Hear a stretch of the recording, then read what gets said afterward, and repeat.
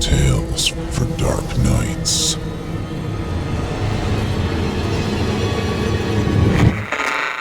Want to make sure you never miss a Chilling Tales for Dark Nights video again? Be sure to subscribe and hit that bell to turn on notifications.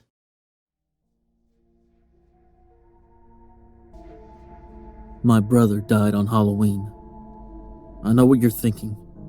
You're thinking that next I'm going to tell you how the following year he showed up at our door as a zombie, but that every November 1st we find his muddy footprints on our doormat, or that his ghost comes to scare away our trick-or-treaters every year to make up for us not having good decorations up in time for that one night. Well, I'm afraid that isn't the story I'm here to tell. Sorry to disappoint you, but I don't have any of that supernatural nonsense to include. Any of those would, to most people, be preferable to the truth. Instead, I'm here to relate something far more terrifying. Something real. A story with nothing paranormal to take the edge off of the terrible things one human being is capable of doing to another. If that isn't frightening enough, just try to imagine how it would feel to know that the person who did all of this was living in your neighborhood when you were a child. I must confess, if you haven't already guessed, that my first sentence wasn't quite accurate. My brother didn't just die on Halloween. On Halloween.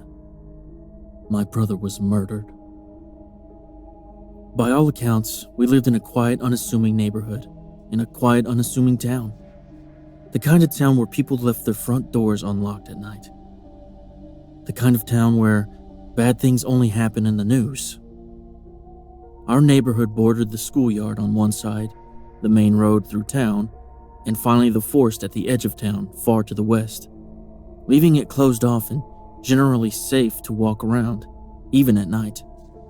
Cars rarely pass through on most nights of the year, let alone on Halloween as children scurried through the neighborhood, lighting it up with their glow sticks like roving packs of giant fireflies. Because of this, by the time we were 10, our parents thought nothing of allowing my brother and I to go out trick-or-treating on our own, especially as it allowed them to head off to the neighborhood costume party early. Living in such an idyllic place made trick-or-treating in our neighborhood one of the best nights of the year, at least until we were 12 and, well, let's not get too far ahead just yet. This was a single night, 15 years ago, and it's important that I situate it properly, that you're aware of a child's experience of trick-or-treating, the excitement, and the freedom of it, so that you can understand the horror of having your world expand and learning just how much pain people are capable of causing to one another. On Halloween, 15 years ago, my brother was murdered. I'm writing this now for the first time as I prepare to take my toddler out for their first night of trick-or-treating, as I reminisce about those times when I was younger. As exciting as the first time out alone at night was when my brother and I were 10, we were hardly prepared for how to pace ourselves for the trek and only made it around a few blocks surrounding our house before running into a wall of exhaustion. And more importantly, an increasing number of porch lights going out for the night. At age 11, we were much better prepared. Lighter costumes, larger bags, planned for the best ways to get in between backyards. This time, we made it all the way to the main road and back to the schoolyard. We must have knocked on almost 50 doors that year. But once again, as 8 o'clock rolled around, other kids filtered out, lights started to go off, and we were forced to return home with our haul rather than comb through the darkened streets. Our shared birthday came in January of the following year, and despite being twins, our interests began to diverge. I was more athletic, forming friendships from the many after-school activities I attended, while my brother retreated, preferring to go home and study. Our broadening differences led us to spend more time apart during the school year, and we split even further in the summer when I, eager to see the world, or as much of it as a suburban 12-year-old can safely see, talked our parents into letting me attend a sleepaway camp in another state, while my brother instead went to a science camp at the nearby university. Needless to say, When we finally met up again, weeks later, we had very different perspectives on a great many things. Soon enough, though, October came to reunite us, and combining our strengths to make plans for the biggest night yet made us feel like siblings again. As 12-year-olds, we were bigger, ready to challenge ourselves and go even further. The blocks extending from our house out to the woods at the edge of town had long beckoned us, and we were finally ready to answer their call. That October 31st, we rushed home from school, throwing on our costumes. I was a fang and furry-vested werewolf, my brother in a long white coat, a mad scientist. We set out for the evening almost immediately. We covered all the familiar territory in record time, if with some moments of consternation, from the houses that weren't quite as ready for the evening as the two of us. By 7 p.m., we were hitting new ground and reaping the rewards. Full-size candy bars from houses we hadn't known about in previous years, large bowls in front of unoccupied dwellings, homemade treats, some still warm. For almost an hour, we were riding high, with a seemingly endless number of yards before us, doors lit and waiting. By 7:50, though, we started to glance back behind us as the neighborhood darkened, and we came to realize just how far from home our journey had taken us. One side of the street had already turned into a pitch-black forest, and we hastily agreed that once we reached the end of the current block, it would be time to return home. As so many of these tales go, that was where we reached the fateful residence. It wasn't quite the last house we went to that night, but it was certainly the most memorable. In hindsight, it was not such a different house from those around it, and in the light of day would be unlikely to stand out. But on that night, where the neighborhood was lit up with darkness and the forest surrounding it even more impenetrable, it felt like the house where a monster might be found. On Halloween, 15 years ago, in a house just down the street from where we lived, my brother was murdered. Nestled between trees from the encroaching forest that made up its backyard, the house had a thin flagstone path leading to the covered porch, straddling a red Dutch door, brightly lit and enticing. The path was lined with a dozen plastic skulls on either side, each with a small flameless candle sitting atop it to light the way. The porch railing was a dim white, with large spiked heads that could almost be taken for teeth, an appearance clearly not lost on the homeowner, who had hung a set of white pendants from above the deck in a clear imitation of fangs, pointing downward to match the railing. Combined with the dark ovals under the house's second-floor windows and the red door, it gave a ready impression that the house was a monster, eager to gobble up whoever dared to walk up the path and into its waiting maw. The sight of a lit porch, though the universal Halloween sign for "come and get it," was the only invitation we needed to excitedly make our way up to the yard, almost colliding with a large plastic skeleton that hung from the tree on one side of the path. My excitement only grew when I saw sitting on the porch, right beside the door, a tray on which rested a dozen of my favorite fall treats. Freshly made candied apples, gleaming red and lustrous in the porch light, wrapped in crackling plastic. I raced down the path ahead of my brother, unable to contain my enthusiasm. Finding such treasure this close to the end of the night made the whole trip worth it. One candied apple alone would be the height of tonight's haul, but with no sign of any resident and the night sure to end soon, we could potentially even abscond with a few each. Sadly, as events transpired, it turned out I was counting my apples before they hatched. Just as my foot touched the first step of the porch, the top half of the door swung back to reveal a heavy-set man with long, scraggly hair and a thick beard. The space around his eyes was dark, too dark to be real, and his skin almost looked green in the mix of light from the porch and the blackness of the house's interior. He had two large, pointed, rotten teeth coming out from his bottom lip, and stood shirtless, his chest hair thick and seemingly everywhere. The man roared as he appeared, shocking us into frightened stillness, and bellowed at my brother and I, "Who dares come to my cave? More little ones to steal my apples, I see." For the first time all night, our 12-year-old bodies weren't able to move. I stood and glanced back at my brother to try and work out some way we could escape, but I was too alarmed to take my eyes off the ogre that stood before us, so menacingly. It felt like minutes passed, hours even. In the few seconds I stood there, nervous and uncertain. But soon enough, my desire for that shining red prize outpaced my sudden fear. I took one more step onto the porch, praying to whatever patron would protect trick-or-treaters that the ogre wouldn't snatch me up into the house and snatch the nearest apple off of the tray and into my bulging bag. My prize secured, I spun about, leapt from the porch, and dashed down the yard past my still disturbed brother, entreating him to run for it as I went. I barely even stole a glance to make sure he was behind me, though even more so to make sure that the large man wasn't, until I'd made it back to the last intersection. I stood there, panting slightly as my brother caught up, wide-eyed and far more out of breath than I. Even over the short distance, the difference in our daily activity level was clear in the way I hadn't noticed the rest of the night. With it now so apparent, though, I realized he'd been having much more trouble than I, with the shallow hills of our neighborhood and the occasionally tall stairs of the houses by the main road.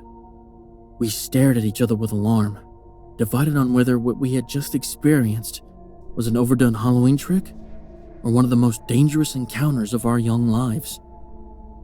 With no sign of ogre chasing us, we began to make our way home, and our views about the encounter gradually diverged.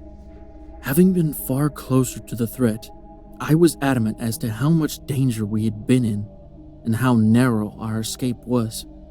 My brother, given a broader view of the events, was more inclined to think that our distant neighbor had just been overzealous in his portrayal and was confident in believing that he hadn't intended to frighten us quite so much.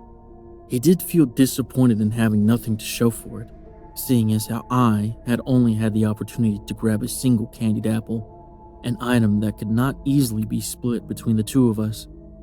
But given our large loot from the evening, he would be suitably occupied regardless.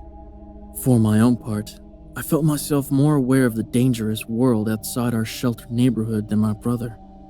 I had been away from home for over a month that summer after all, and felt resentful in his compliance.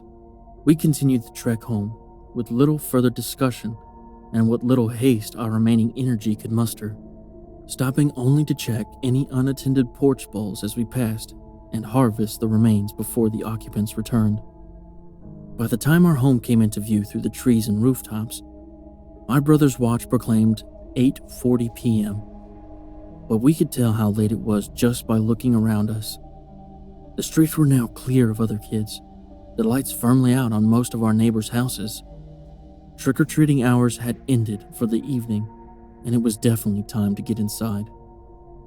My brother, tiring from an evening in which we had likely walked without rest for longer than any other night in our lives, paused to place his heaving bag down. I pointed out we were just moments from home, but he insisted on needing a short rest.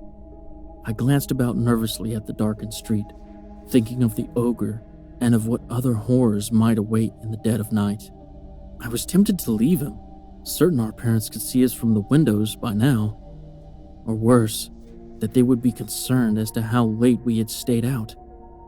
Kids our age in that time didn't have many ways to communicate that we would have had in the current year.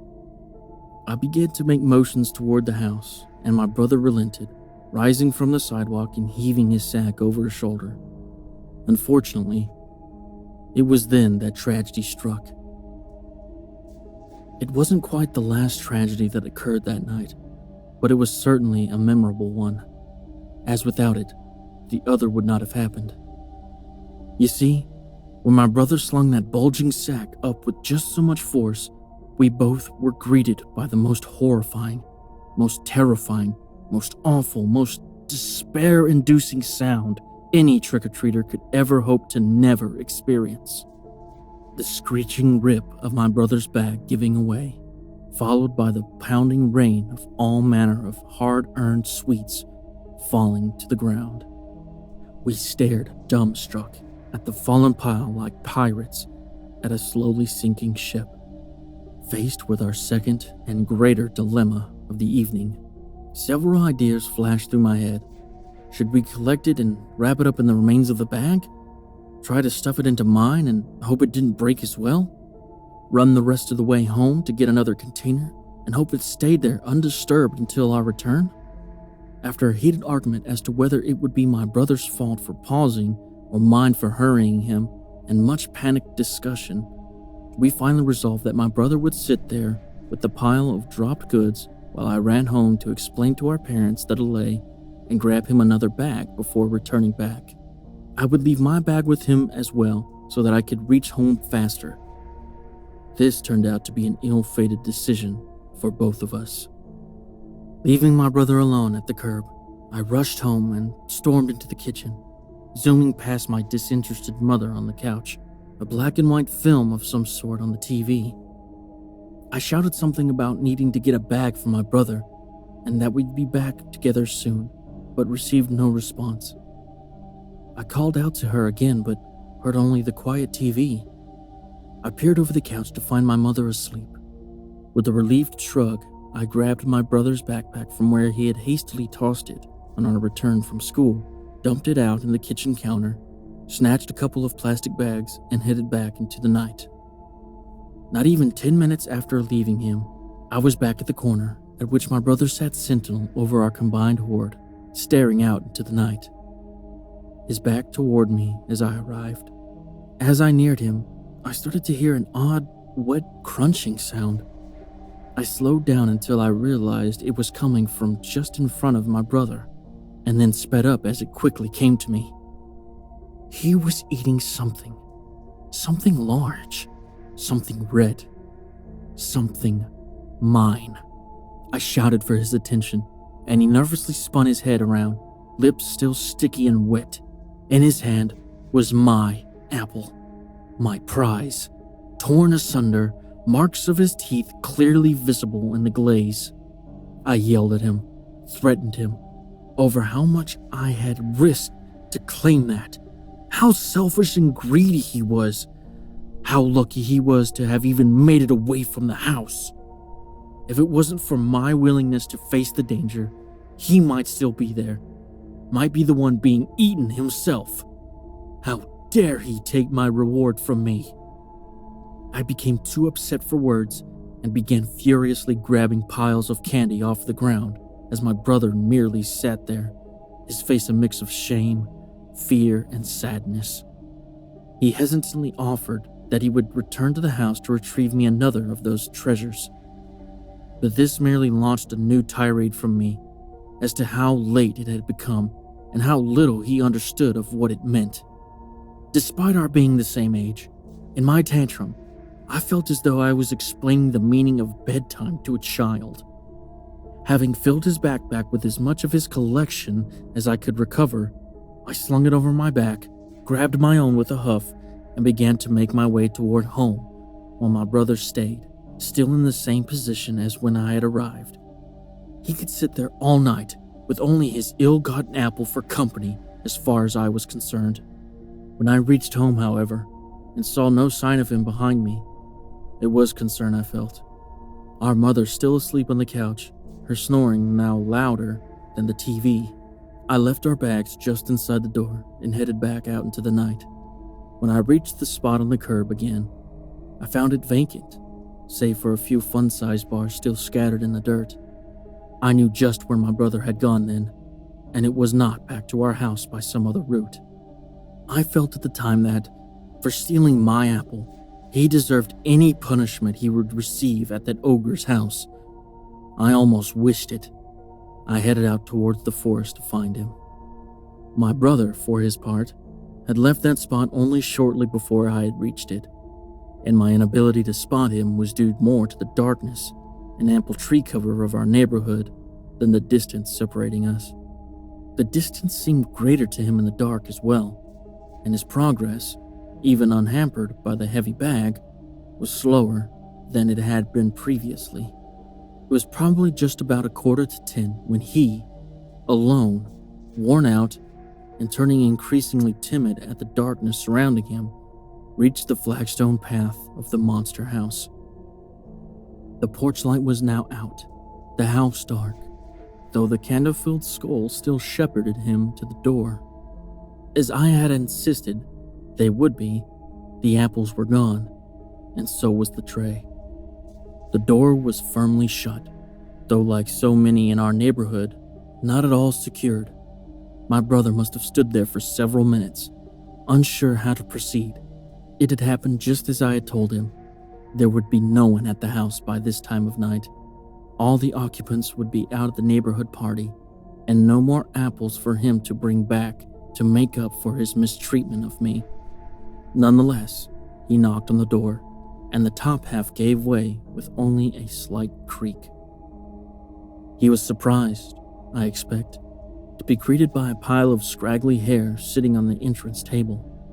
He was even more surprised, I'm sure, that as he began to reach out to inspect it, something else reached out from the darkness beneath the doorway and grabbed his outreached wrist. Reaching your greedy hands to steal more of my apples? A familiar voice shouted at him angrily. He jumped back in surprise, but the grip on his arm held it out over the bottom half of the door, twisting it as he slumped to his knees. My brother yelped in pain as he pulled back his injured arm, scraping the back of his hand on the door frame, but unable to wrest the injured wrist from the other's grip. Well, there aren't any more. The voice continued, full of malice, slamming my brother's hand into a sharp corner of the door's lip. He clutched at his arm, and the fingers released it and threw wide the door, knocking him to the ground as tears began to fall from his reddening eyes. The assailant angrily held my brother down with the same hand that had held him in place, and with the other shoved a handful of small chocolates into his face. No more apples, but maybe we can use you instead. My brother started to say something, an apology, a plea. It didn't matter anymore. He tried to rise, to remove his attacker with his good arm, but only managed to sit up before the situation turned against him again. The attacker grabbed the back of his coat, now loose from the ground, and turned it up and over his head, wrapping it tightly to his neck like a candy wrapper. In a burst of energy, my brother vaulted from the porch, but with his vision obscure, this only resulted in a staggering collision with the half-open lower half of the doorway. He fell back, unbalanced, and the attacker grabbed him by the shoulders, swinging him around in the darkness as they both crashed into the white railing. My brother first, and then the other on top of him. The white coat covering his face began to turn red as blood spread from his mouth where the railing had broken his tooth. My brother flailed weakly for something to hold on to, his hands meeting the railing. The attacker, delighted at the sight before them, swiftly shoved my brother's face, covered with fabric and blood, against the railing again, this time onto a sharp post, the house's teeth, accompanying each thrust with a shout. Are you enjoying this? Does it taste like that apple? Does it? They continued furiously until my brother's sobbing quieted and his flailing arms turned limp, the blood stains on his white coat turning his head deep red and lustrous in the dim light from the skull candles, the only other witness to my brother's last breath. The house's occupant having long since left the dwelling until much later that night. His assailant then calmly removed my brother's watch and quietly dragged his limp form into the beckoning forest. You might be wondering how I know so many of these very specific details by heart.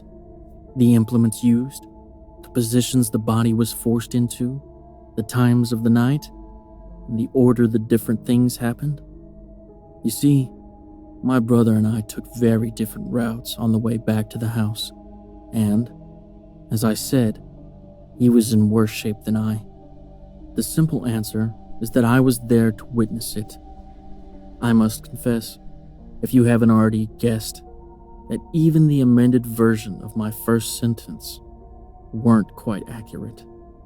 The real, final version is that on Halloween 15 years ago, in a house down the street from where we lived, while its occupants were away for the evening and their house unlocked. I murdered my brother. It rained on November 1st that year, flooding the streets. It wasn't until November 3rd that they found his body in the forest. As far as anyone knew, all I ever found when I got back to the spot on the curb was his watch, the band torn open. And while my parents never let me go out trick-or-treating again, on those many nights, I had to stay in, and they brought me all the chocolate, caramel, and candied apples I could eat.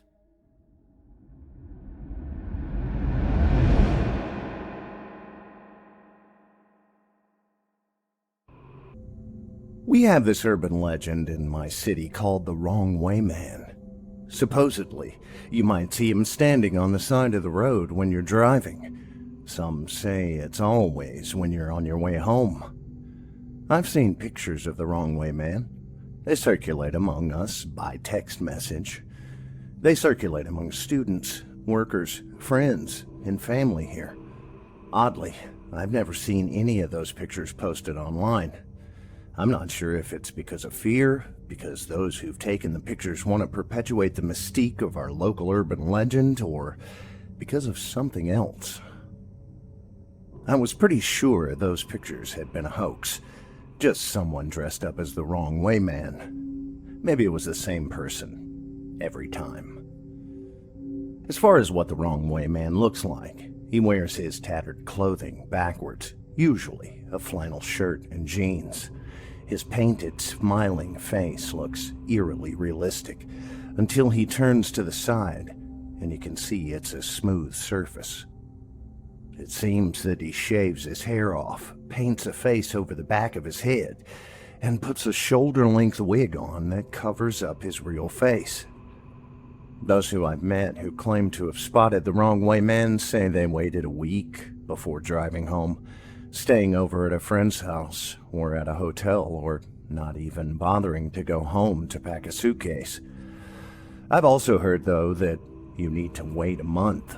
The common consensus seems to be, if you see him while driving home, don't finish the drive home. Turn around, go somewhere else, and wait for at least a week. I thought it was a bunch of nonsense until my date and I saw the Wrong Way Man when we were going back to my house from the movies. It was Katie who spotted him. Slow down, She said. I think I see that Wrong Way Man you told me about. Katie had only lived in my city for half a year, so one of the things I had told her on my quest to share with her as many interesting things as I could had been our local urban legend about the Wrong Way Man. Was it a coincidence that we'd just been talking about him a few days before? I had never seen someone dressed as the Wrong Way Man in person. Pictures, sure, but never in person.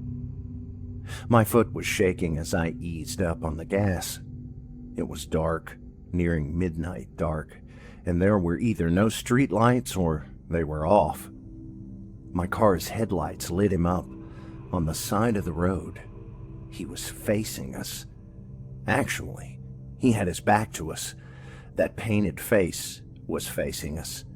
The jeans and flannel shirt and wig were all turned our way as well. His arms and legs looked wrong. They were shoved down in his clothing the opposite way. I wanted to be amused, but I was alarmed. When we got to be about 10 feet away in my car, he turned his painted head towards us. Those painted eyes, realistic but forever held too wide, seemed to be staring right into mine. As we drove slowly by, I waved to him and laughed to try to ease some of the tension. He did not wave back. I looked at Katie. She was waving too, but she wasn't laughing. I glanced back in time to see the slick side of that person's shaved, painted head, and the optical illusion of a real face being there was shattered. Shattered, but somehow worse for it. Also, When I peered into the rearview mirror as we increased our distance, I thought I saw something glinting beneath the shoulder-length wig he wore. Then, he was gone. Lost to the darkness. I picked up speed. He hadn't been walking, but somehow I was worried he could come after us too quickly. So, what do we do now? Katie said. We can't go to your home or mine. I glanced at her, and soon we both started laughing.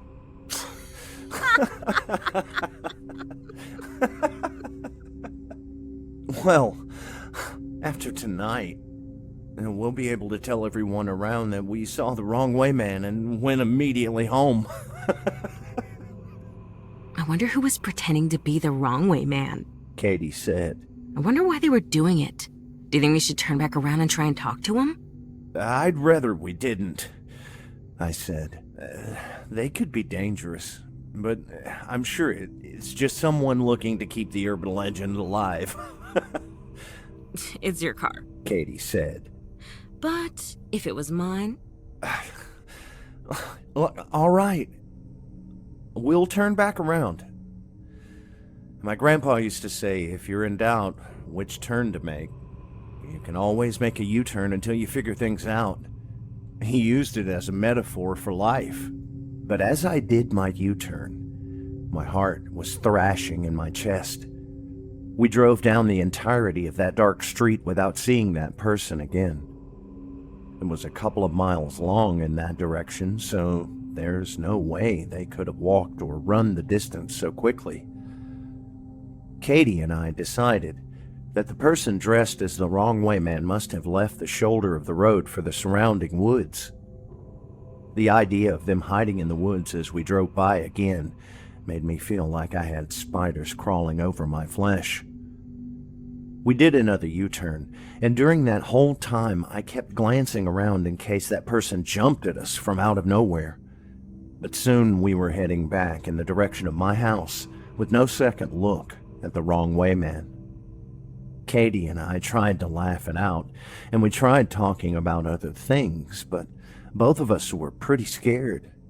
We couldn't stop chatting about everything and nothing, or glancing out the windows and into our side mirrors. We turned into my subdivision. Then we turned onto my street. And everything changed. As soon as we turned onto my street, we started to go backwards instead of forwards. Did you put it in reverse? Katie asked. Her hand was gripping my arm. It was as cold as ice. I stopped the car. Both of us were looking down. The car was in drive. I took my foot off of the brake and put it onto the gas pedal again. The houses, familiar houses I saw every day when coming home, were moving away from us. Maybe something's wrong with my car, I said. But when I tried driving forward again, I looked to the side and then in the rearview mirror. We were not moving. Not according to those views. In front of us, the houses receded every time I put my foot on the gas.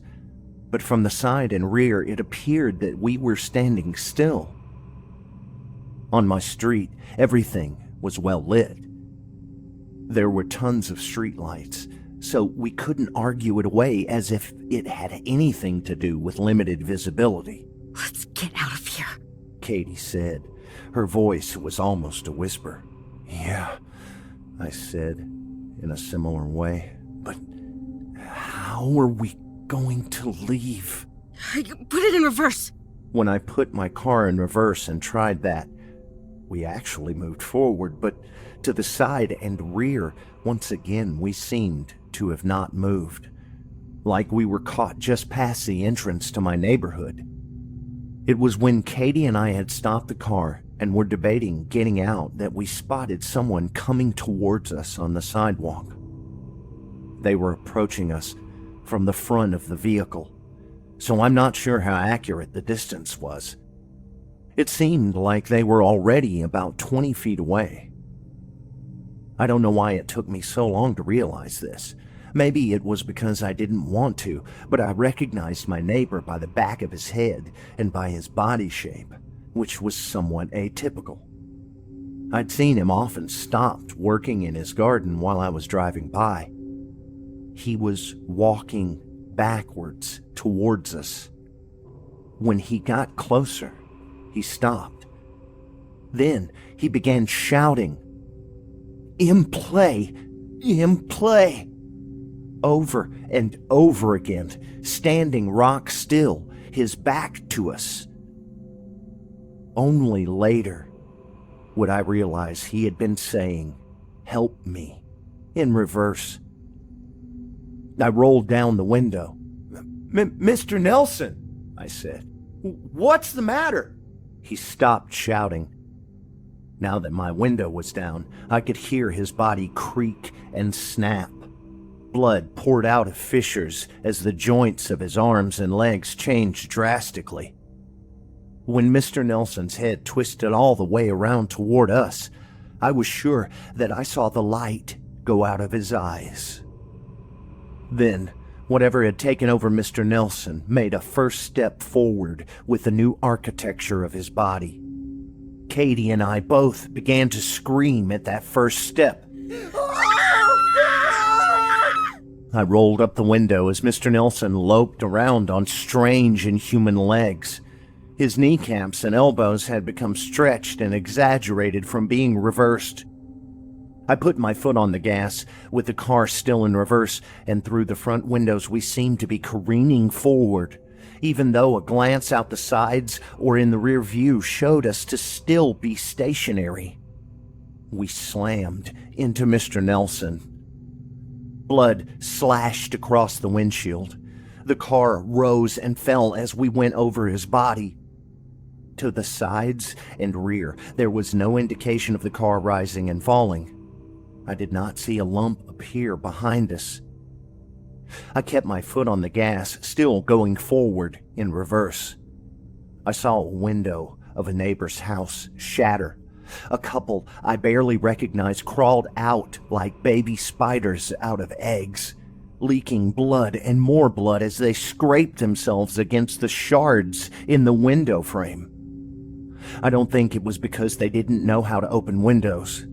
When the wife paused in the window, she smiled. She intentionally rubbed her scalp against a particularly sharp-looking piece of glass. Meat and blood came away. I think I could see the white of her skull. By then, her husband was already on the ground running towards us. I sped forward. They and their house vanished in the sides and rear of the vehicle, which were again still stuck near the street's entrance. More people were coming out of their homes. They came out all twisted and broken, damaging themselves further as they exited. They ran towards us on backwards legs, churning their backwards arms. Everything about them was the wrong way. Before long, I found myself slamming on the brakes. "Keep going!" Katie yelled. "They're gonna catch up with us!" Ahead, I saw my own driveway. Someone that looked like me was talking to another person with a painted face. The painted face nodded. Up and down it nodded like a real face would do. Then, when I saw the wig shuffle and move seemingly on its own, I realized that the true face under the wig was talking, moving its lips, breathing. The wrong way man was talking to me, or someone who looked like me. At the same time, Katie was reaching over me, trying desperately to put her foot on the gas. A couple of twisted pieces of bone and meat collided with the windshield. Two faces with bunched up folds of neck leered at me out of glazed eyes. These were faces I should have recognized. Their twisted arms continued to beat at the window even though their eyes told me that no one was home. A spider's web of cracks spread across the windshield. Its grooves caught blood. I slammed my foot on the gas while helping to steady Katie back into her seat. We flung those two off, and right after we ran over an entire family in quick succession. I didn't have time to feel guilty. These were not my neighbors. These were not my neighbors. These were not... Katie and I both began to change. I heard some of my bones break. I felt it a moment later, like the reverse of lightning before thunder. Katie and I started screaming, almost in unison and about in the same tune. It was like a choir of pain and fear and fear and pain had risen up with us as instruments. "Keep your head back!" I yelled as I strove to keep my head pinned against my seat. Don't let it twist around! No matter what happens to the rest of our bodies, we can't let it kill us! I know! Katie said. Just get this car out of here! Make a U-turn or something! Make a U-turn, I thought. What was it my grandpa said about life and how if you don't know what to do, you could always make a U-turn? Still in reverse, yet still going forward, I wheeled the car screeching around. I didn't glance out the sides or rear. I gunned it, heading back towards where we had come from. The wrong way man waited. He waited for me at the juncture of my driveway and the street. His painted mouth grinned forever. His painted eyes were too wide and incapable of blinking. We passed him and drove out of the neighborhood. Katie and I weren't out of the woods, though. I was able to get us to a nearby gas station before my legs and arms, which were partway reversed and leaking blood, completely gave out. We crawled out of the vehicle and onto the cold, hard concrete of the gas station. I blacked out almost at once. But Katie tells me she retained consciousness until the ambulance arrived. I don't envy her. We spent months in the hospital with broken bones and torn ligaments and muscle. I think the only thing that had saved us permanent damage might have been the seats of our vehicle resisting our changes. We told the doctors we had been in a car accident. They shook their heads at us and kept asking questions. I did go back home, eventually. We both did. The reason I went home was because one of my neighbors that we had run over with my car came to the hospital to visit me. They seemed completely fine, as if nothing had happened and the wrong way man had never changed them.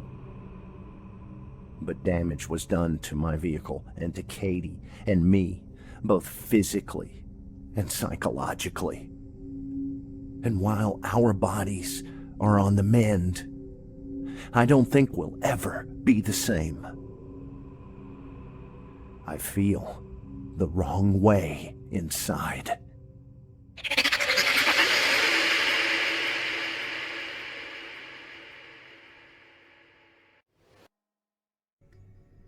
My first memory is of loneliness, sitting forgotten on a shelf, detached from the world, unloved and abandoned. I suppose it was sometime around 1934, although I couldn't recall the exact day. Like anything in this world, I don't recall the start of my own consciousness, or what, if anything, came before. I do recall being taken to the first of many pawn shops and left out on display. And I recall the first of my many owners. Her name was Melanie, and she named me Stephanie. She brushed my hair and polished my porcelain skin. She dressed me in such lovely clothes, and it was the first time anyone had ever cared about me. I loved Melanie. She was my first, and at the time, my only friend. She played with me every day, carrying me with ease, although I was over half her small size. She treated me to the loveliest of imaginary tea parties with her other toys, Reginald D. Bear and Kennedy, another doll. But Kennedy could not speak or hear.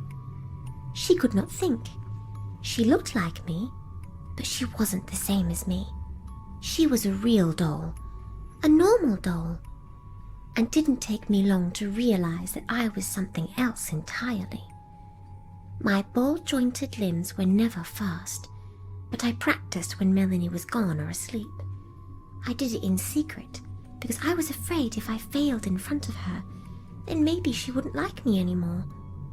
She was never a mean-spirited child, but even in my earliest days I knew the fear of rejection.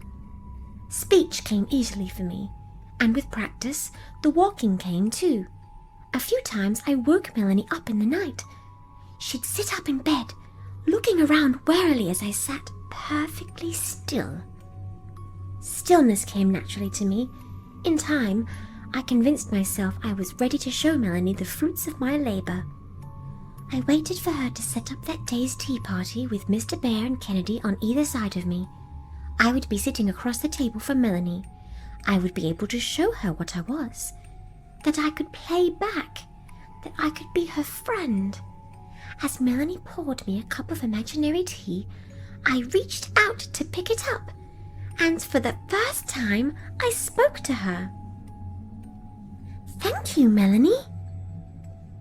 She stared at me, wide-eyed and horrified, as I pretended to sip from the empty cup. That was when the screaming started. I didn't know what to do. I wanted to ask why. I wanted to silence her, to assure her everything was fine. But as I stood up from the chair and watched her shrink back from me, I realized that there was nothing I could do or say. I sat back down in the chair as Melanie's parents came rushing in, and she told them what she'd seen. I stayed motionless, playing the part of the perfect toy, hoping I could explain to her later. But later never came.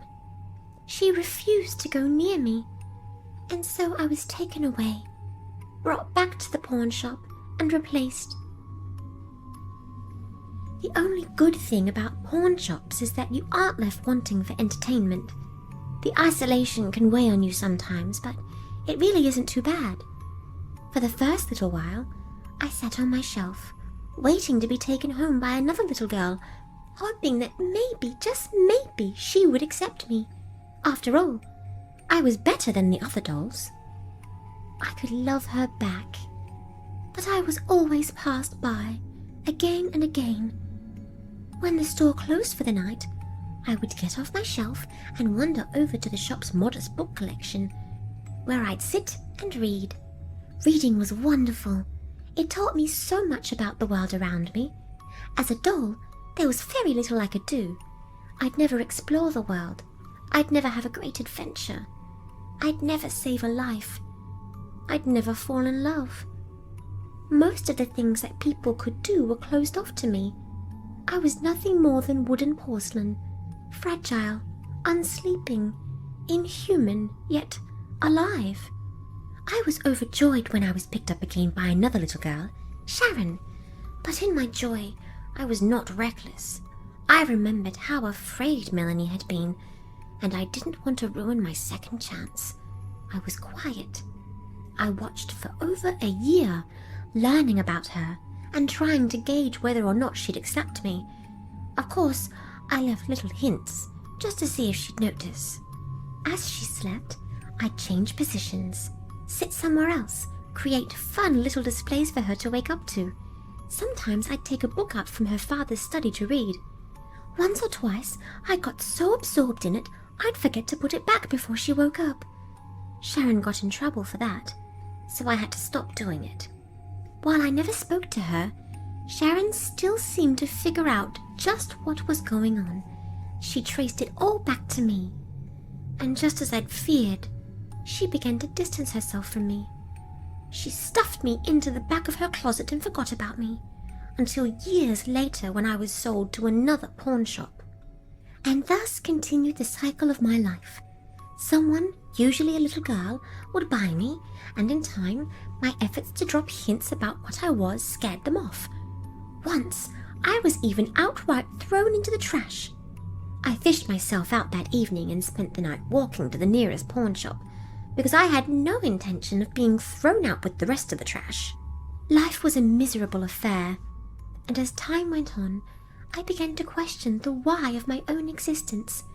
The people around me aged. The world changed. But there I was, ageless, eternal, sleepless, sitting on the shelves of countless pawn shops. I went from days to weeks to months, and finally to years without being bought. So much time alone, and trying to occupy myself. So much time being bounced from home to home because no one ever wanted me. The world changed, and so did I. I began to anticipate my inevitable disposal. In a desperate search for purpose, I embraced my status as a creepy doll. What else could I do? My mischief was harmless. When people weren't looking, I'd move. I'd go to different rooms. I'd follow people I didn't like around the house just to see the unease on their faces. In the darkness of the night, I would stand outside the rooms of my victims and giggle, just because I could. I was alive, and they knew it. My existence ran contrary to their understanding of the world, however, and so they denied my reality, or assumed I meant anything more than harmless mischief with which to pass my lonely existence. There were times where I contemplated revealing my true self to the world. I wondered what they would make of me, but in the end, I decided it wasn't worth it. The unpredictability of it put me off. I'd read enough stories where the abnormalities of the world were torn apart and studied. That had no appeal to me. I didn't feel pain, but I was fairly certain that I could die. I was miserable, but I had no interest in death.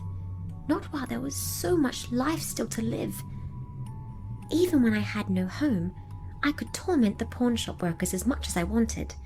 It was the only form of interaction I could get, and so I took it. For 70 years I drifted through the English countryside. I existed, and while it was not a perfect existence, it was mine. Then Celeste came along. It had been almost 7 years since I'd been owned. I was in a Liverpool pawn shop at the time, where I spent my days teasing the workers and my nights reading quietly in the furniture section. I thought nothing of the dark-haired woman in her mid-20s who came in that day, just another customer, probably looking for vintage records or second-hand books. Her outfit was all black, her hair dyed to look like the twilight sky. She walked through the aisles, pausing to look at me for a moment. My glass eyes met hers, and she reached out, ready to pick me up. "Can I help you?" The voice belonged to Shauna, a clerk I'd been teasing for the past year. She eyed me warily. "Oh, just browsing," the woman replied. "I was just passing through town. I thought I'd take a look." "Well, if you need anything, I'm here," Shauna said, subtly trying to lure the woman away from me. But the woman didn't move. "Thanks, actually. I heard about this place from a friend. I'm working on a horror podcast, local ghost stories and the like. I was actually wondering if you'd had any experiences while you were working here." Shauna smiled warily, eyes shifting over to me. "Well, we do have a few stories. You're looking at one, actually. That there's Stephanie." The woman looked at me as Shauna continued. "I figure someone's just having a bit of fun with her, moving her about and the like, but doesn't make it any less creepy." There was no conviction in her words, just a thin attempt at masking what she knew, and that woman saw right through it. "Have you ever seen anyone move her?" she asked. Not exactly. There's been no deaths or anything, so it's not like she's cursed, just harmless pranks. One of the girls who was here a few years back used to blame them on Stephanie. Honestly, I think it's just a few people having a bit of fun at each other's expenses. What else would you do with a creepy old doll?" "Well, I think she's pretty," the woman said, reaching out once again to pick me up. No, wait. The protest slipped out of Shauna's mouth, and the woman looked back at her. What's wrong? Sorry, she's just really fragile. Be careful. I promise I will. The woman said, and picked me up, looking me over. She's in amazing condition. Is she for sale? Oh, yeah, of course. Shauna still watched me nervously, but honestly, any mischievous intentions I had were already quashed. I was keen to find a new home. Maybe this woman had a little girl I'd be perfect for. My last owner had been someone's grandmother, and I spent most of my time sitting on a shelf bored out of my little porcelain skull as she watched endless crime shows on TV. My new owner smiled and took me over to the register to check me out right away. I think I'll take her off your hands then. Shauna seemed happy to see me go, and chatted with my new owner about podcasts and ghosts as I was rung up and packed in a bag. Then she carried me out into her car, putting me into the back seat lovingly before she drove me home. Her name was Celeste. During the day she worked from home as a graphic designer. She had a little workspace set up in her basement, among other things. Her basement was a strange mixture of rec room, office, and shrine to horror films and creepy collectibles. My place of honor in her basement was on a small chair set aside just for me. From that chair, I could see almost everything. The walls were mostly decorated in framed movie posters, save for one that held a large TV and 2 matching tall shelves filled with movies and books. Celeste's sofa had a small lap desk that she sat her computer on as she worked. She was down in that basement almost every day, working on her laptop. Sometimes she used the TV as an extra monitor, but when she wasn't using it, she played horror movies. Then, when the workday was done, she'd work on something else, her own little horror podcast that she kept on the back burner. She'd write her scripts, record the audio, and sometimes invite people over as guests. From what I understood, the podcast was mostly about scary movies and ghost stories. One couldn't say she wasn't consistent, but despite her busy schedule, I never felt neglected by Celeste. She'd bought me a new dress shortly after bringing me home. She combed my hair and made me feel new again. She wasn't a child, and so she never played with me. There were no tea parties or games or make-believe, but I didn't mind. I felt loved all the same. I wasn't alone anymore. From my vantage point, I only needed to turn my head to see her TV. I rather enjoyed her addiction to horror movies, but otherwise her life seemed fairly quiet. I bided my time, thinking about how best to make my presence known to her. I started off by rearranging some of her trinkets. A few models of movie monsters.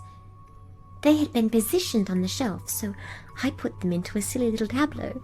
The alien and Freddy Krueger stood around a funeral for Jason Voorhees. Or they'd just murdered him, and they were discussing how best to deal with the body. Once I'd done the deed, I returned to my spot, giggling wildly, and I waited for her to come downstairs. What I hadn't expected was for the alien to fall off the shelf and lose his head. But lo and behold, that is exactly what he did. I got up to try and fix it, but with no luck, and so I left it on the floor, in hopes that Celeste would blame the fall. When she came downstairs, she paused, and went to go and pick up the fallen figure. A visible frown crossed her lips for a moment before she took something from the top shelf. "A little glue fixes everything," she said under her breath, as she took the time to fix the model. It was only after she'd finished up that she noticed my tableau, and by then it no longer had the effect I'd wanted. She put everything back in place, then went to turn on a movie. As it played, I turned my head to watch it with her, and I must admit, I found myself getting quite absorbed.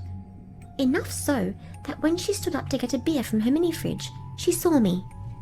I remained still as Celeste stared at me, head turned to watch the TV. Then she drew closer. She knelt down in front of my chair and turned my head to look into her eyes.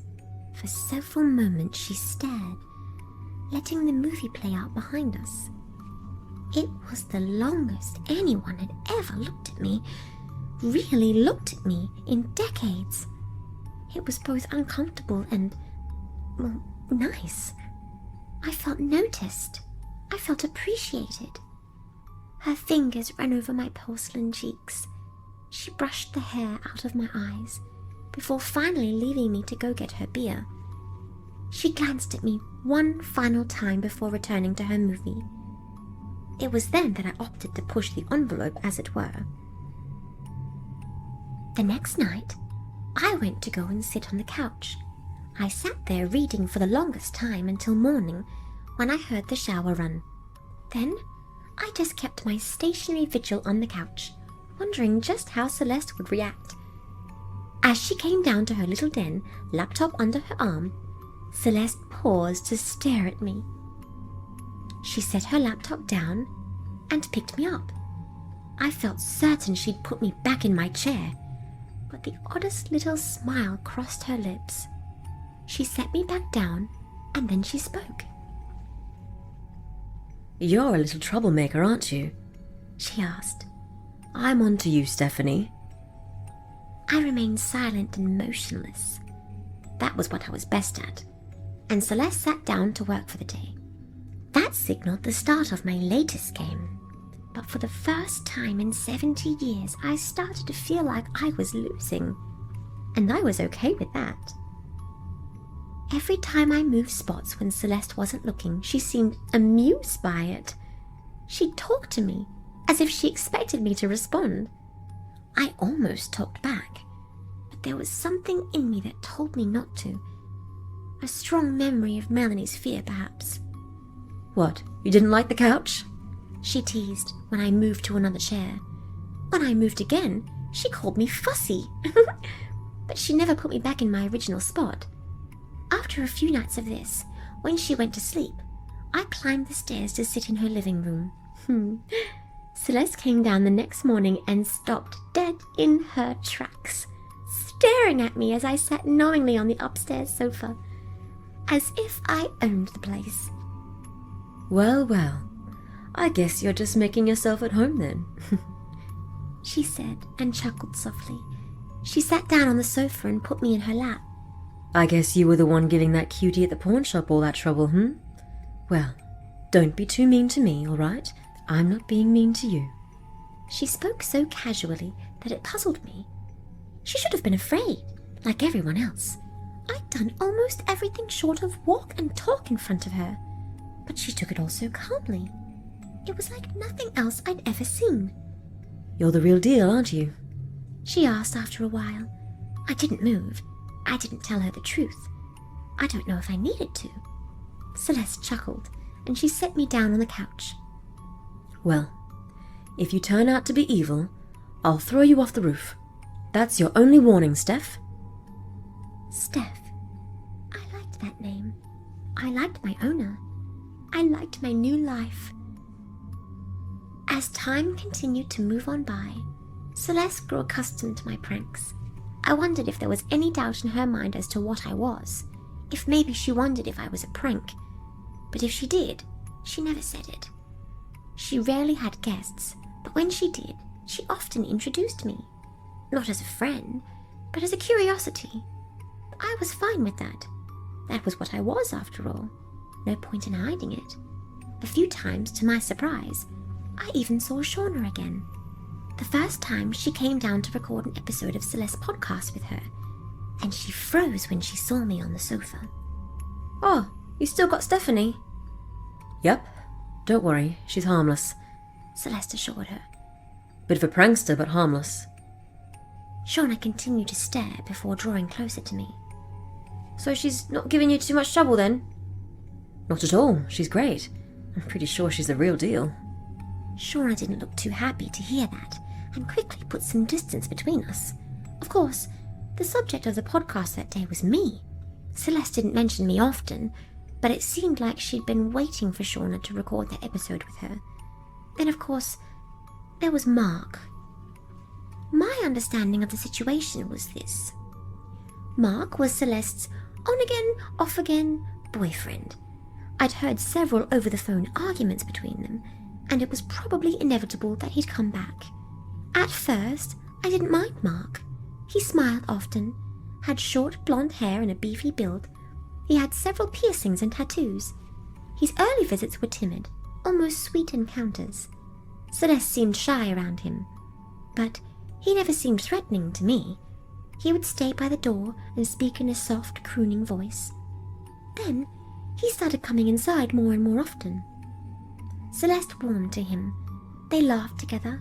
They watched movies in the basement together, cuddled close. Even their arguments usually ended in Celeste calling to apologize, and Mark coming back like nothing was wrong. Mark didn't go down into Celeste's basement very often. On the rare occasion that they did watch a movie together, it was never horror. He didn't like horror. He didn't seem to like the basement much either. The first time he came down, he didn't spend much time looking around. So more shit, huh? He asked, somewhat playfully, somewhat frustrated. Well, yeah, this is my collection. Celeste said shyly. I couldn't get rid of it. I mean, it took me a while to find all this stuff. Mark's eyes settled on me. That's new? What's with the doll? Oh, that's Stephanie. Isn't she cute? I found her at a little pawn shop a couple months back. Mark kept his distance from me, but I could tell he didn't approve. You know, you probably spend your money a bit more wisely. Celeste snorted. On what? Mark had no response for that, and just sighed, stepping away to avoid the now brewing argument. I don't know, other stuff. Here, you gonna put a movie on or what? Celeste frowned, but did as he asked, letting him pick a military-themed action movie, just like he always did. It took me a while to notice their arguments became more and more frequent, and over smaller and smaller things. What time the dishes were washed, how much time Celeste spent working on her podcast. Mark seemed to disapprove of it, and his disapproval resulted in less time put into working on it. Small things led to big outbursts until at last they culminated in a turning point. I didn't hear what started the argument. I'd only crept partially up the basement stairs to peek into the living room when I heard the smack of skin on skin and saw Celeste fall. She placed a hand on her cheek and looked shocked. Mark stood over her, dead silent. I'm sorry, he said curtly. That was an accident, I'm sorry. He reached down, helping Celeste up off the floor. I lost my temper, I'm so sorry. No matter how many times he said it didn't sound sincere. Celeste just rested a hand on her cheek and stared at him. I knew there was a lot going through her mind. Finally, she spoke. It's fine, I'm fine. Her voice was small, nervous. Mark took her hand away, looking at her cheek. I don't think it'll bruise. I'm sorry, please don't be mad, I'm sorry. I love you. No response from Celeste. She just calmly went to sit down, as if thinking things over. Neither of them saw me. Let me make this up to you. I'm so sorry, I lost control. And I hurt you. Oh, God, it won't happen again, I swear. But of course it did happen again. And again after that. And after that. Never just a slap anymore. It turned into a punch. He'd throw her across the room. The apology wouldn't always come afterwards now. In fact, the apologies tapered off. The basement became Celeste's refuge. She would go down there to cry. Sometimes she would hug me tight as she did. And with the gentlest of touches, I would hug her too. Celeste's work laptop sat untouched. She never seemed to go out anymore, or talk to her friends. Mark didn't like her socializing with people when he wasn't around. He didn't like her working where other men might talk to her. He even accused her of camming, whatever that was. In his rage, he called her such awful names, names I would not repeat. And as this went on, as my Celeste suffered, I suffered. I suffered until I could not take it anymore. I had been good around Mark, firstly out of respect, but later out of fear. He'd never paid me any mind. I was just some of Celeste's shit that was crammed into her basement. It was a harsh label, but it was a useful one. It allowed me to do what I needed to do. With Celeste's laptop untouched, I found myself drawn to it. Of course, I had used it before, without her knowing, but this was different. Now, I was doing it to learn. I was doing it to help. It took me a while to create my very own email. Navigating a keyboard with little ball-jointed fingers was not an easy task, but in the end, I did it. I read through Celeste's contacts and I found Shauna.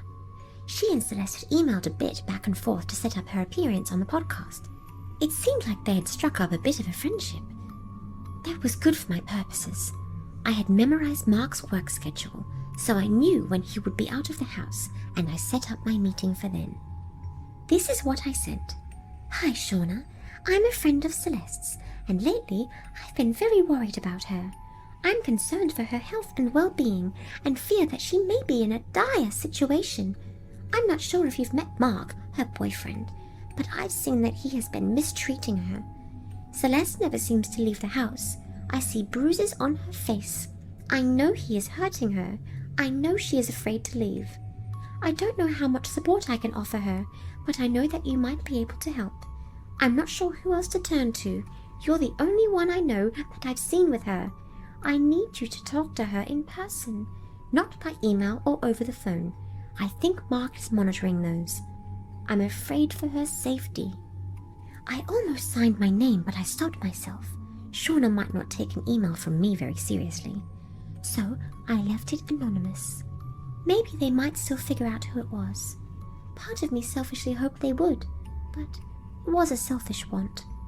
I included Mark's work schedule to give Shauna an idea of when Celeste would be alone, and then I waited. Shauna came 2 days later, barely 10 minutes after Mark had left for work. From the basement I could hear the knock on the door and Celeste's wary footsteps as she went to answer. Hearing Shauna's voice lifted my spirits immediately. Celeste, it's good to see you. I left my spot on the sofa to slowly climb the stairs and watch.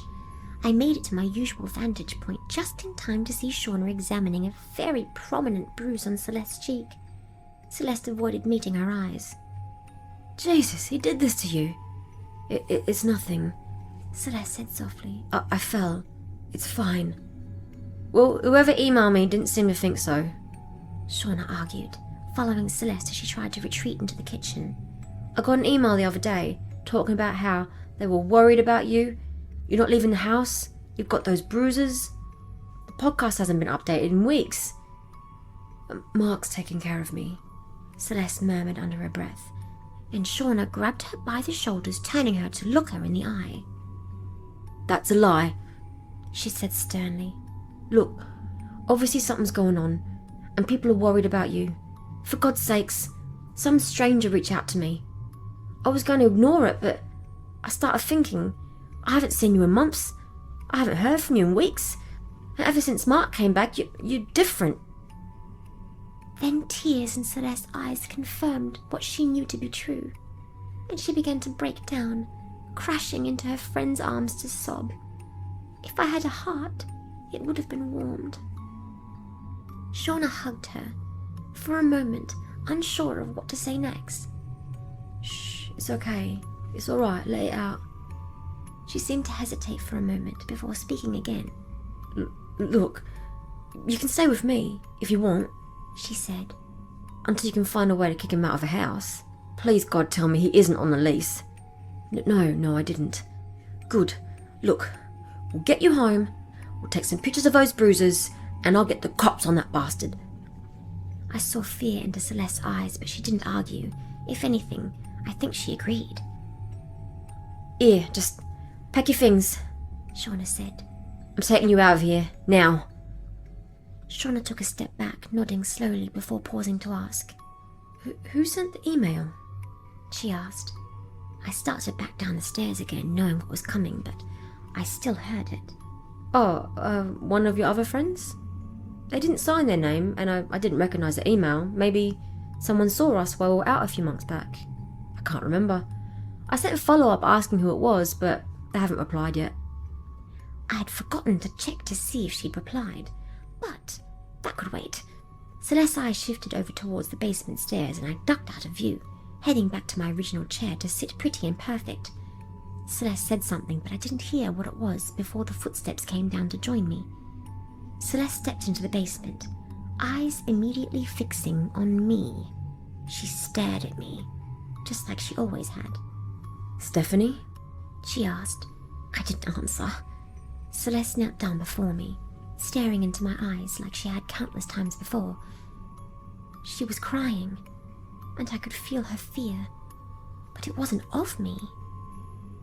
Let's go pack. Celeste picked me up and carried me upstairs. I was the only thing she took from the basement, the only thing that mattered to her. Shauna stared at me uneasily as we passed her, but she made no comment. Together, my girl and I went upstairs to the bedroom. I'd never been there before. The queen-size bed was unmade, and the large window that faced out onto the street was open. A pleasant breeze billowed past the white curtains. I was set down on the bed as Celeste took a gym bag out of the closet and began to stuff her things into it. No time to fold. She just wanted to leave. And I wanted to leave with her. If I could have smiled, I would have.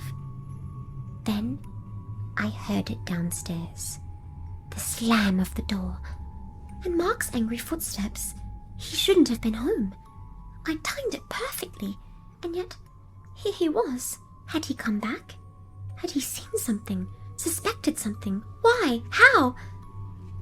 Who the fuck are you? He snarled. What gives you the right to come into my house? I'm sorry. I'm just a friend of Celeste. Shauna protested. I was just stopping by to check on her. Yeah? And did that involve parking outside the house until I left? I wasn't sure if I was supposed to be angry at Shauna for being noticed or angry at Mark for being so paranoid that he'd noticed. Look, I wasn't trying to... Are you fucking that little dyke? Mark snarled, and I could hear a struggle downstairs. Are you fucking that little... Get off me! I could hear Shauna slapping Mark before Mark retaliated.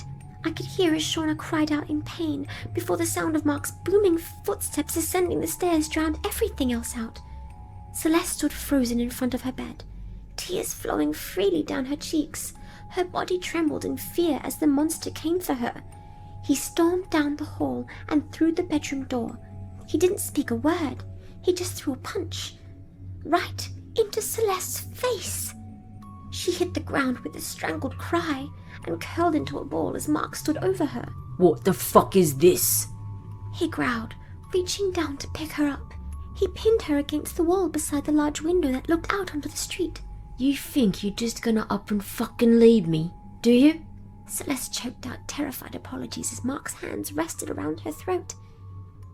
Let me make this abundantly clear, okay? You are mine. You are my girl. And we are not done until one of us is in a fucking body bag. Do you hear me? Sorry. I'm sorry. I'm sorry. The words tumbled uselessly from Celeste's mouth and were drowned out in her helpless gagging as his hands tightened around her frail little throat. So what you want, sweetheart? To be in a fucking body bag? Her feet no longer touched the floor. Her face was turning red. He was killing her. Whether he meant it or not, she was going to die. Fear no longer mattered to me. Stop it! Now!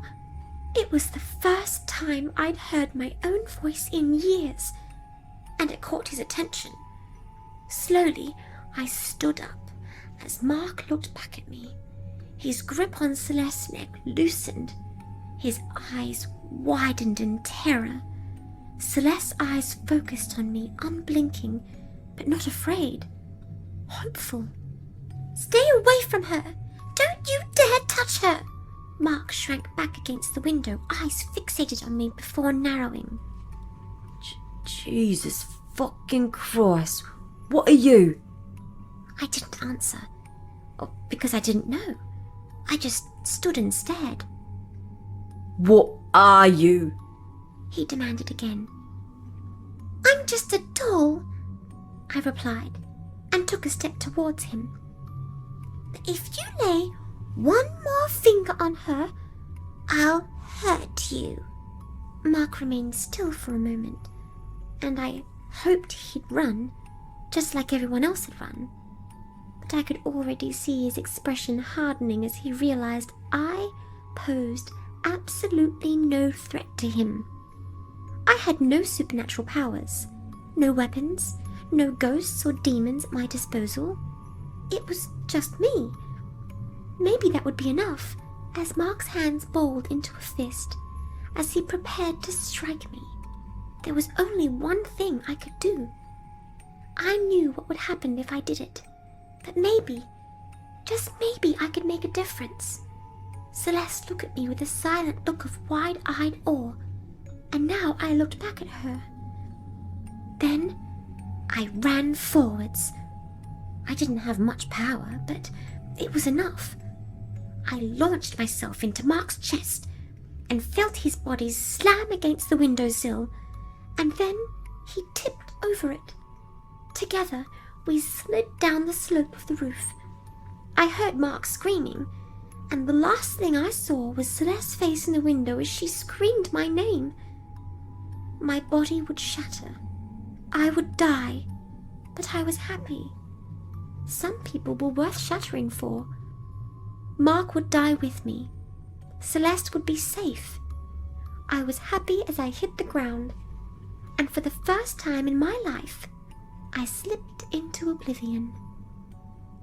I called myself a doll, but sometimes I wonder. Dolls don't feel love. Dolls don't feel loneliness. Dolls don't learn. And if my life was anything, it was a learning experience. Miserable, lonely, and beautiful, but mine to study and enjoy. Am I just a doll? Even now I do not know. Maybe I am more. What I do know for certain is this. A little bit of glue goes a long way. I can still feel the cracks in my skin, even though you can barely see them. But they don't bother me. They're a daily reminder of what I did for the girl who loved me. Celeste is safe. She is happy. And Mark will never hurt her again. Today, she and Shauna are celebrating their 1-year anniversary. Celeste has been planning this for some time. I hope it goes well. I've always wanted a family.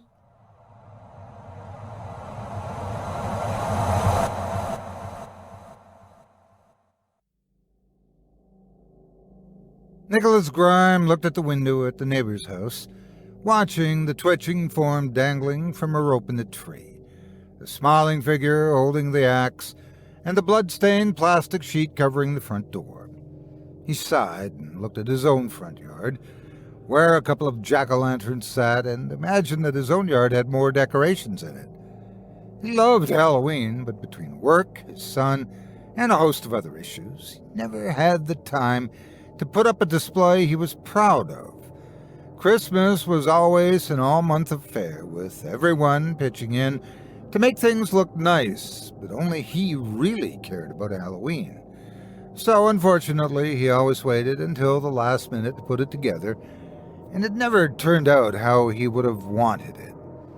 Not that he'd managed to spend as much time with Michael as he would have liked either. Work didn't understand he needed to get home sooner, to spend more time with him, especially with everything that had been going on lately. Work didn't understand what was going on, didn't understand that Michael really needed him home now, more than ever. But in the end, when they told him to stay late, he did. They could use the extra money after all, he told himself. But it all felt like a different form of cowardice, just shoved away from where anyone else could see. But he decided this year would be a little different. No, it wasn't decorations, but it was an attempt to bring something new. Something that would get him back to being closer with Tricia and Michael. And since nobody else in the household liked spooky stuff as much as he did, maybe this would be something to... Honey, you got something in the oven? When did you learn to bake? Nick pulled himself away from the grisly display in the neighbor's front yard and walked into the kitchen where Tricia was leaning over the oven, holding the door open. What possessed you to make bread on Halloween? He closed the door and gave her a gentle kiss on the cheek. It's a tradition I'm trying to start, based on your grandmother's recipe, I might add. Oh, it is it? You went through that dusty old box of stuff? I thought you told me after I made that shepherd's pie to never touch it again. No more Irish dinners, but dessert would be fine. So, what is it? He checked the timer to see how much time was left. It's the Brambrack. You're supposed to bake it with all these little things in the middle as prizes. I hope you didn't make too many substitutions. Grandma was always picky about making sure everything was just right. Don't worry, I followed the recipe. Even the grapes. Nick didn't hate grapes, but he preferred not to eat them if possible. Seeing as it had both grapes and raisins, it was a bit of a turn-off, but he followed Grandma's instructions.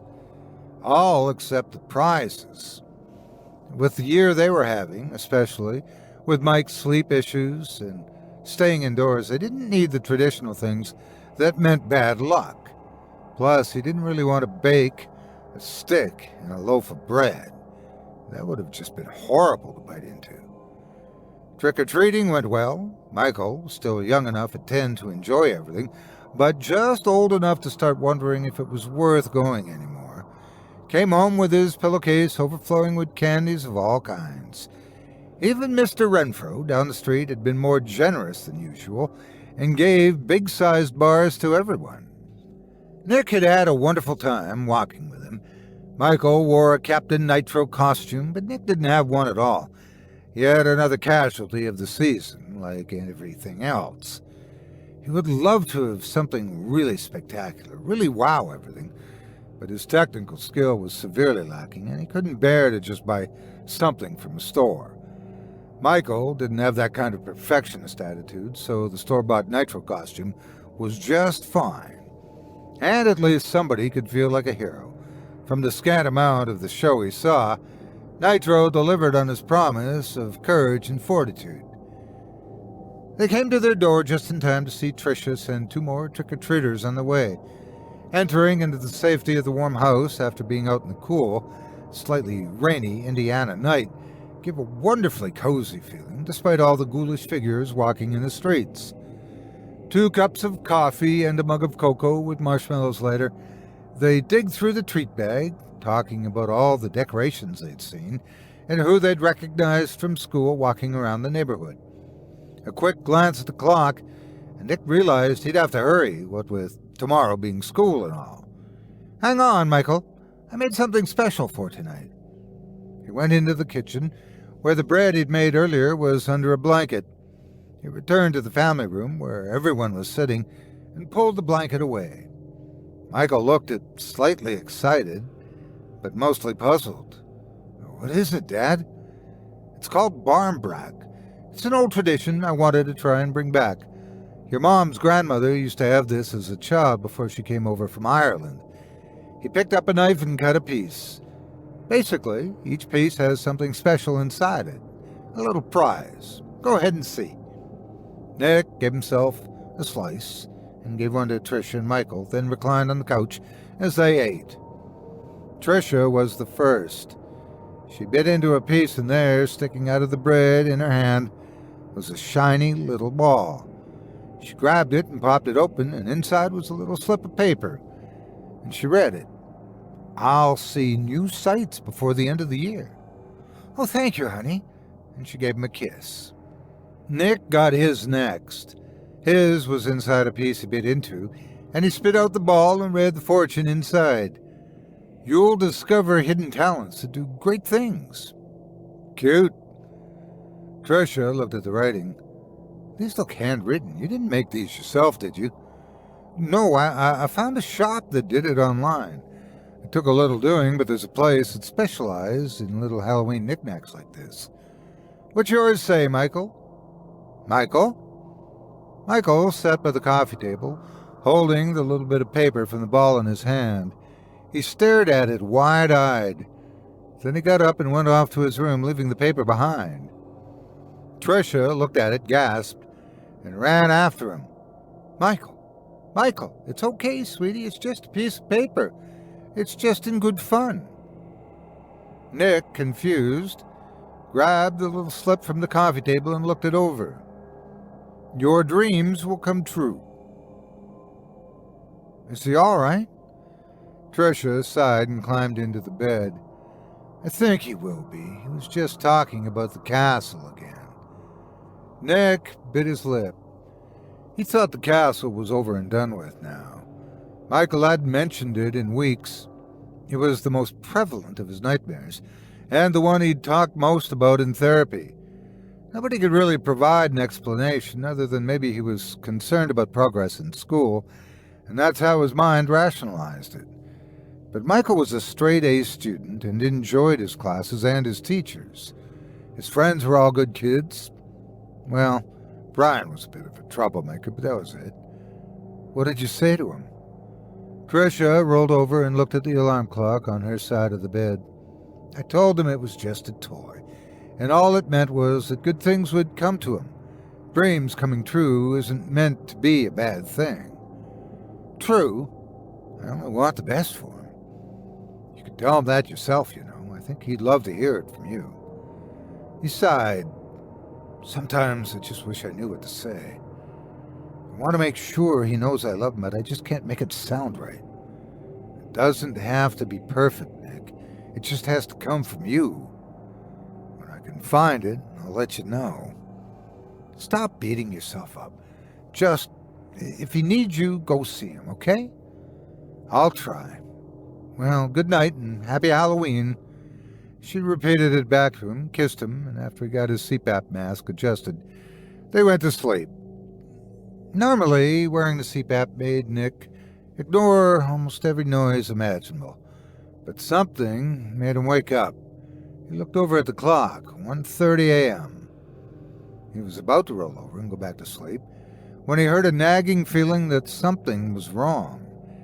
It wasn't a noise or something he saw. It was just a feeling that he should go and check on Michael. If it was nothing, it was nothing. If it was something, it would be a chance to talk. He unhooked his machine and went down the hall to Michael's room, knocking lightly on the closed door. Michael? There was no response, other than the blankets rustling. He could see the desk lamp was on, from the light coming from underneath. Nick pushed the door open and saw Michael curled up under his blanket, wide awake looking at the ceiling. He was holding something in his hand. Hey, bud, what's up? Nick sat down on the edge of the bed and saw the object Michael had in his hand was the little crumpled paper from the Brambrack. You still upset about the note? Michael kept his eyes focused on the ceiling. What time is it, Dad? Nick looked at the Captain Nitro alarm clock next to the bed. 1:35. Why? The clock always says 1:36 when he comes. In my dreams. When who comes? The thing at the window. I never want to look, but in my dreams I look anyway. I can't help it, it just happens. Just try something, Nick. Anything. Hey. It's just nightmares, buddy. I know it's Halloween, but it's all for fun. We'll figure out these nightmares of yours, okay? Your mother and I love you very much, and we'll get to the bottom of it. Right, Captain Nitro? Nick enjoyed seeing the genuine smile on Michael's face, and the two hugged. All right, good night. You want me to leave the light on, or... He glanced to see that the alarm clock read 1:36, and would have thought nothing of it had he not glanced at the window and stopped talking. For a fleeting moment, something made of claws and spikes and staring white eyes, pupilless, at least 7 or 8, was staring in through the window before vanishing into the night beyond. Dad? Nick looked down, realizing he'd been staring speechless, and saw Michael looking worried. You saw him, didn't you? I thought I saw something, but it was just... He's real now. Just like the fortune said it would be. Now Michael hugged him close, and Nick could hear the tears before he felt them wetting his shirt. It'll be all right, Michael, really. But Nick didn't really know if it would be. He wanted to say it was all an illusion, a trick of the light, but he knew what he saw. There'd been something outside that window, something that knew he'd seen it. He knew because deep within those folds of nightmarish flesh, it had smiled at him. It couldn't be real, but it was. And right now, he realized all of his words of encouragement would mean nothing if he broke down into hysterics in front of his son. Despite everything in his mind screaming that of all times to panic, now was one of them. "Michael, can you look at me for a moment?" Michael shook his head. "It's okay, it's me. It's not—" He stopped. He wanted to look at the monster out the window with good reason. Of course, some monster from a dream would say that and try to trick him into looking. "You don't have to look, it's fine. But let's go to the other bedroom, and Mommy and Daddy will come up with something. Just follow me." Michael shook his head again. "We can't go into that bedroom. They're already there. They only let us go into the basement because they know I don't want to." Nick nodded, even though Michael couldn't see, but he just couldn't abandon Tricia. He'd have to see for himself. "All right, stay with me. I want to make sure Mommy's okay, but I won't leave you." With Michael clinging to him, head buried in his shirt, Nick went over to the door, opening it, and peering out into the hall. As he did so, he noticed the light in Michael's room getting dimmer. The world changed from normal to a hazy purple tint, growing dimmer by the moment. Michael seemed to notice, even while hiding his face. When the lights go, they can come in. In the hallway, the nightlight that had led the way to the bathroom was doing the same, dimming to a strange, hollow purplish tint, leaving the house almost too dim to see. Nick looked over at the master bedroom door, the door that he'd left open on the way to Michael's, now closed, with a sinister greenish red light pouring around the edges. Wait, greenish red, that color can't exist.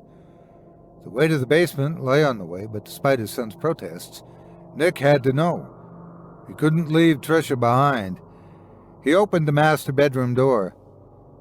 What remained of their bedroom now resembled some cave from some other world, the strange light flickering along its surface. What remained of their bed was a gelatinous pool where more liquid flowed from some source above, gurgling out of a tube that resembled a lamprey's mouth. What remained of Tricia was slowly being pulled into the pool, two skeletal figures pushing her down, glaring at Nick as their task was being interrupted. She reached for Nick with arms twisted and destroyed, her jaw hanging to the side as if the hinges were melting, her beautiful face bubbling and receding into a similar skeletal shape. "Nick, please, they wanted to show me things I didn't want to see. Help me!" Before he could move, the door slammed shut.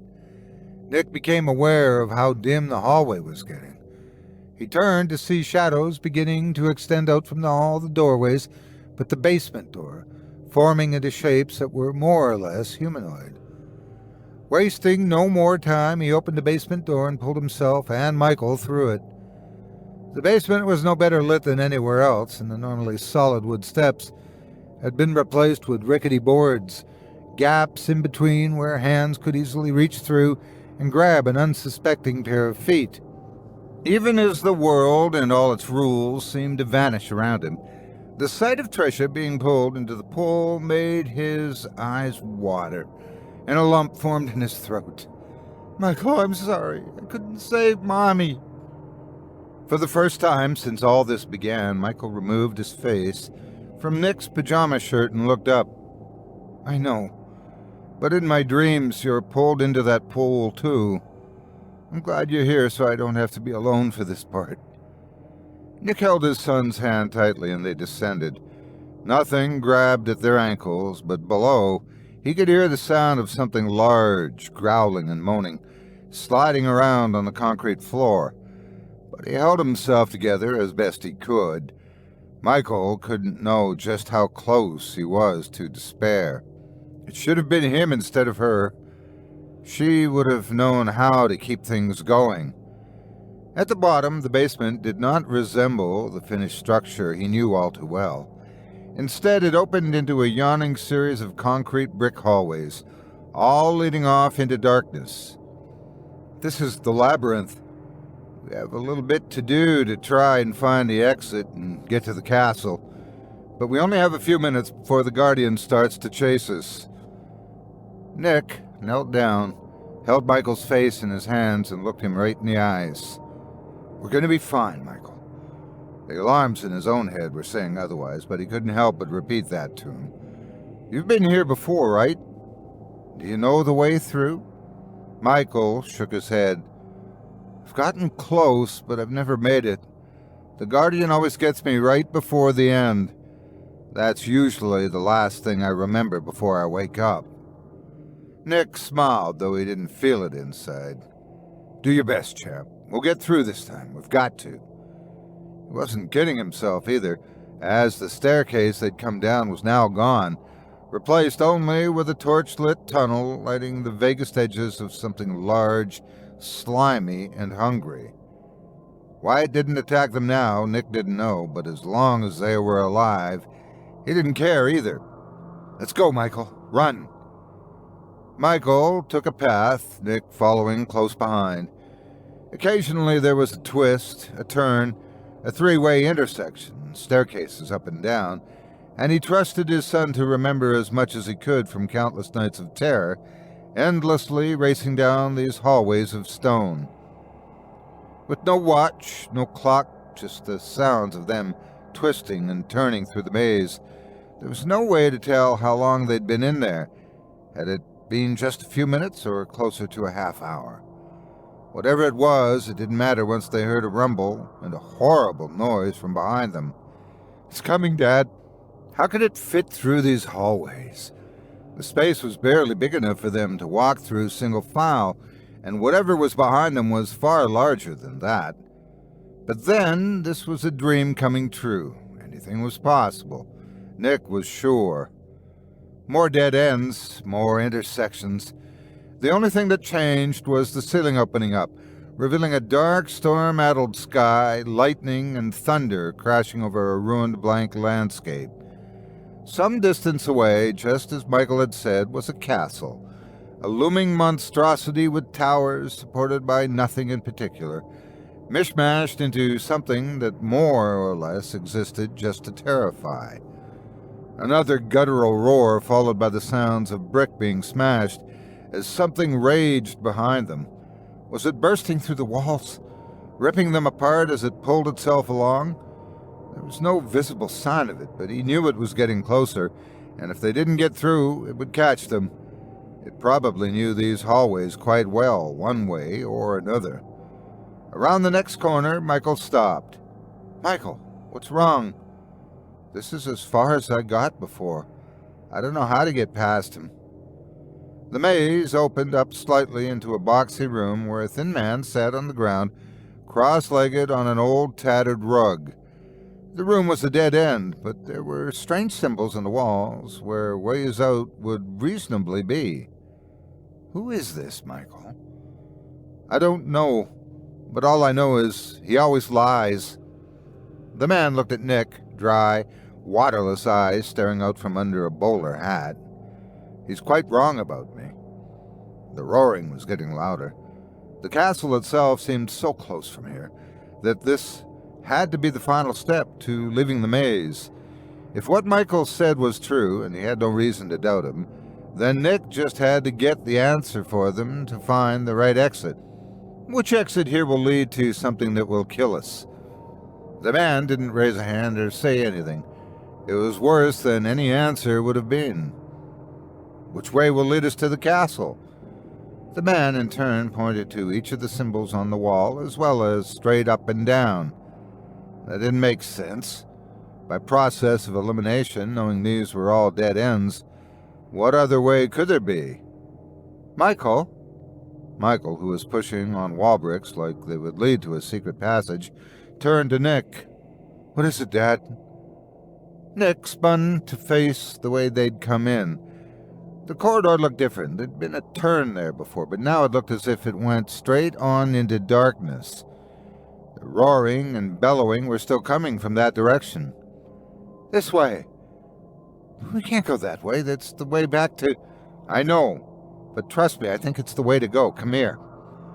Nick picked up Michael and held him like he used to when he was still a little boy, arms clutched tight around his neck.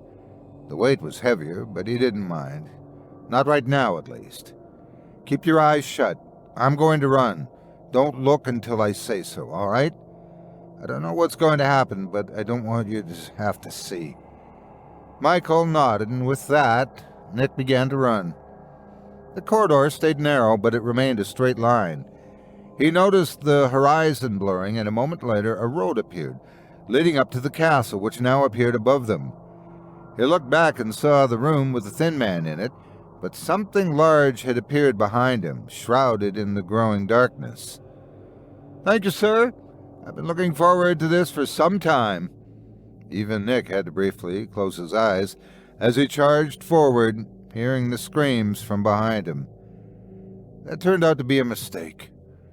The road ahead was a winding path, and he felt his right foot slip on the edge. He opened his eyes to see a yawning gulf of nothing below.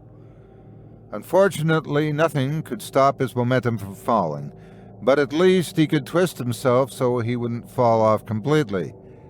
He turned his body so he landed on his back, and he felt a sharp pain in his shoulder and along his spine, but it faded as he lay there, breathing heavily, with Michael still clutching him tight.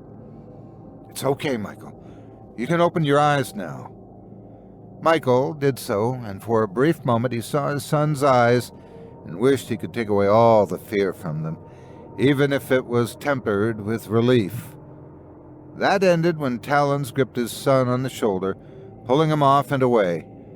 Michael screamed as the creature, from here looking all the world like a griffin, from which most of its flesh had been seared away, placed Michael on its back.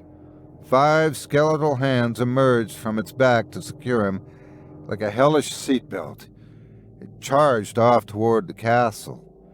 Nick sat up. He watched, in a daze, as his son vanished up toward the gates, and felt a hollow hole at the pit of his stomach. First Tricia, now Michael. He had nothing left.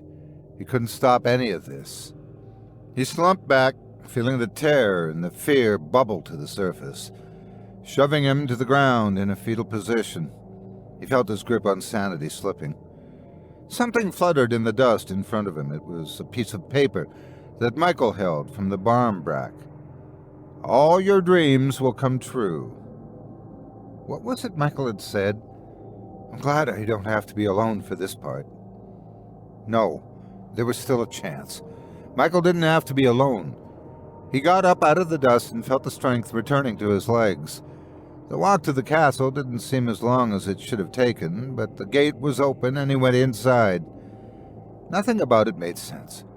Walls were ceilings, chains hanging from them, stretching tight across the room, with floors that wobbled and flowed. The surfaces all seemed to be made from faces on torment, but they sometimes repeated, or perhaps were shifted as needed. Gravity didn't seem to be an issue as Nick picked his way through hallways and more staircases, finally arriving at a large chamber. The griffin thing was there, bristling and stepping back at his approach. On the floor, Michael lay unmoving, surrounded by a green circle of light on the ground. And beyond that, a massive figure, at least 9 feet tall, sat on a throne that seemed to consist of brain tissue, turned black, pulsing slightly. He stood, neon red eyes staring from a blackened skull, the body itself that of a bodybuilder covered in used motor oil. It held a spear. Nick looked at it and knew somehow that Michael's long-running night terrors were the result of this monstrosity. Something primal emanated from it. Primal, knowable, and beyond comprehension. "What do you want with him? Why my son? Why now?" The king, or whatever it was, just stared at him briefly, before going over to the circle and conducting whatever business it was planning. Nick fell to his knees, feeling his recently renewed strength leave him. Whatever it was, it had no desire to explain anything to him. He was a mere animal, an insect, something to disregard, because he was not important to it. He'd never felt more insignificant in his life. It leaned in close to Michael's motionless form on the ground and began drawing symbols in his head. Nick could do nothing in the face of something so powerful. What could he do? He was just a man, against something that had all the power in this place at his disposal. For a moment, as it continued to draw symbols on his son, he had a vision of the thing replaced with people at his office, asking him once more to stay a few hours to finish some paperwork. His family would be fine without him, certainly. He felt a surge. No, not today. Nothing would keep him from his son. He didn't quite know what happened next. He just felt threads in the air, a feeling that if this were a place of dreams, that he could do something himself. He just knew in the next moment he charged the king of this place, knocking him over. He felt searing pain as the creature tore at his arms, trying to remove his grip as he began to pull at its throat. But in his rage, he didn't care. Under his fingers, Nick could feel the throat pulling away, tenon and slime coming free in his hand. He didn't understand where the strength came from, or the speed, but he continued to rake, to pull at its jawbone, pulling it free in one massive stroke. He punched straight into its chest and felt its diseased heart. Now those red eyes, once filled with disdain, filled with fear. Good. Let it know what he felt tonight, and what Michael had felt for who knows how long. He saw his fists come down again and again, sending pieces of it flying everywhere, screams of rage bellowing from his own throat until nothing remained beneath him but blackened scraps that bubbled and hissed. He got off the corpse and returned to Michael, scooping him up in his arms. The runes and shapes faded and the boy's eyes opened. He looked at Nick. "Captain Nitro?" "No, Michael, it's me." Michael blinked. He hugged his father again, no longer in fear but in relief. But Michael's words got Nick thinking. Maybe, just maybe, there was something of Captain Nitro in him now. But there was something not right. Whatever was happening, the world didn't vanish, didn't fade, didn't put them back in their house, with everything safe and sound. They were still here. What was it, then? Was this world of dreams real? Was this what existed now? Nick looked around. The griffin was gone, having flown away during the fight. He then looked down at his arms and realized how deep the wounds were and wondered how he was still standing. But he'd have to be strong. Here there was only Michael now. Or maybe Tricia was out there, somewhere. If she was, he'd find her. He had nothing left to do but try. He still held Michael's slip of paper from the Brambrack, and even though he didn't remember putting it there, he could feel his own in his pajama pocket. He wondered who made those slips, but only briefly, because he had work to do. Still carrying Michael, he stumbled forward, not knowing where he was going, but heading forward into this world nevertheless. And for all his doubts, all his worries, all his concerns, he did know one thing. It was certainly the most memorable Halloween night he'd ever had.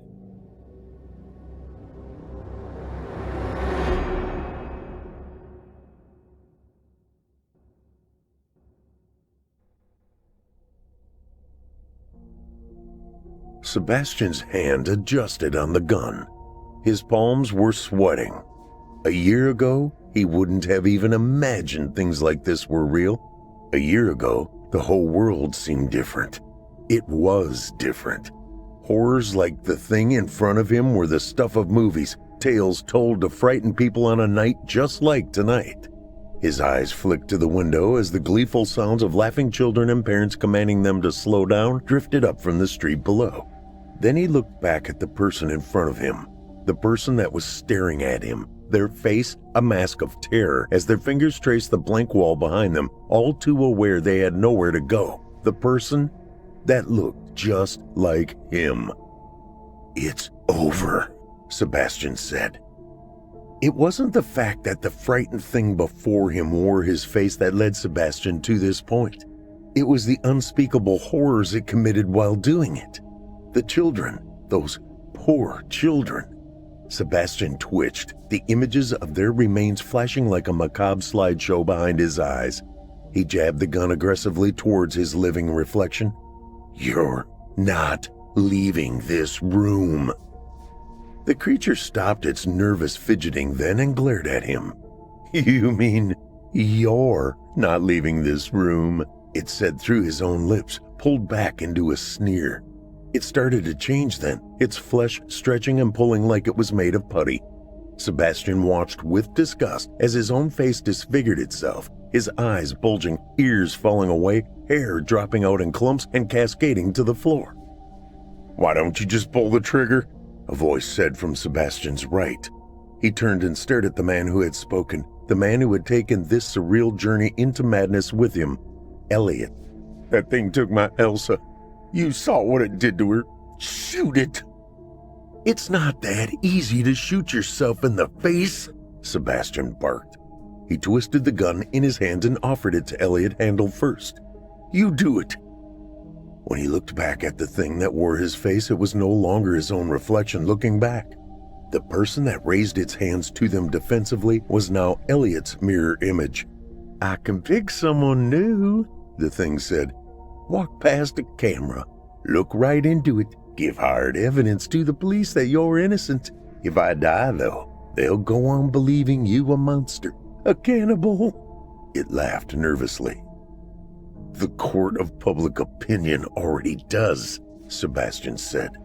A wolf howled loudly from outside as a trapdoor banged open and a girl shrieked in terror. Sebastian jumped as the sound was followed by laughter and the trampling sound of running feet. But no one has died in this city yet. These children are safe and they're going to stay that way. "Do it!" Sebastian glanced over at Elliot. "Elliot, do it!" Elliot pounded his palm against his head. "I just keep seeing my Elsa. What it did to her. What it left of her. I keep thinking of the way she must have suffered, and I don't want to just kill this thing. I don't want it to get off that easily. I want it to suffer like Elsa suffered. The head or the heart, it's the only way," Sebastian said. "If you fail to kill it and this thing gets away, it will change, blend in, and disappear until next Halloween when it comes back out to feed again. More children will die. You know this."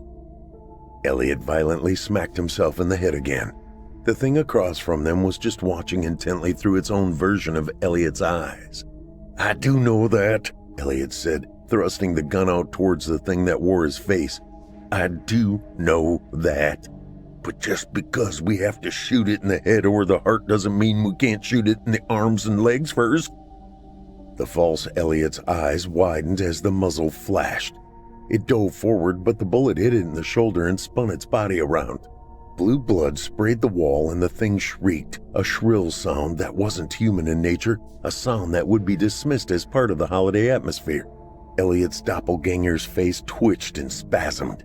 Then the flesh bubbled and spilled like liquid only to be sucked back towards the off-white bones that showed through in its absence.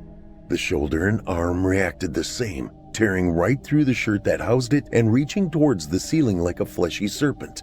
The snake took on Sebastian's face for a moment and stared at him before it withdrew and was vacuumed back to the waiting bones. The bullet fell from the liquid flesh to jingle on the floor. Then it was little Elsa that stood before them, intact and whole as she was before the monster got to her. "Daddy," she pleaded. "It's not her," Sebastian said. "You know it's not her." Elliot screamed in agony and fury as the little girl across from them smiled. "Give it to me. I'll do it. I can do it," Sebastian said, reaching for the gun. Elliot screamed again but held the gun firmly. Sebastian tried to wrestle it away from him before it was too late. Then the Elsa look-alike hissed and bared its teeth, rough and stained with the blood of innocence like the face it now wore. It shot past them and dove headfirst out the window. "No!" Sebastian screamed. He pulled away from Elliot and ran to the window in time to see the thing smack the pavement below. Costumed teens walking by yelled in fright and then laughed at themselves when the child got up. They looked up at Sebastian staring down from the window above and called out, "Cool effects, bro!" Sebastian watched in horror as the teens moseyed away and the thing behind them that had been Elsa morphed, stretched, and changed to mimic one of them flawlessly. Sebastian sucked in a breath when he noticed the bone. It was broken and jagged and jutted from the thing's leg. "Come on!" Sebastian shouted to Elliot as he pulled himself away from the window. "It's hurt. We can still catch it before it grabs any of the kids out there.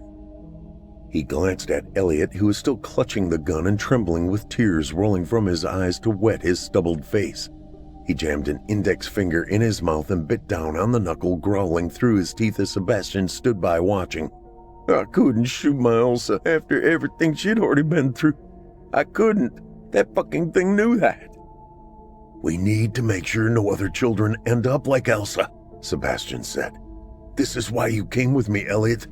You saw that there was two of me, that there was something terrible at work here. You wanted to kill it, to make sure no other children suffered like yours did. Focus on that, because every second we waste, that thing gets further out of reach. Elliot nodded. He took a deep breath and wiped his eyes. Go, he said. I'm with you. Go. Together they ran down the stairs and out the door into the chaos of the booming Halloween night. They stopped and scanned the street. There were running teens, little kids with candy bags and costumed parents everywhere.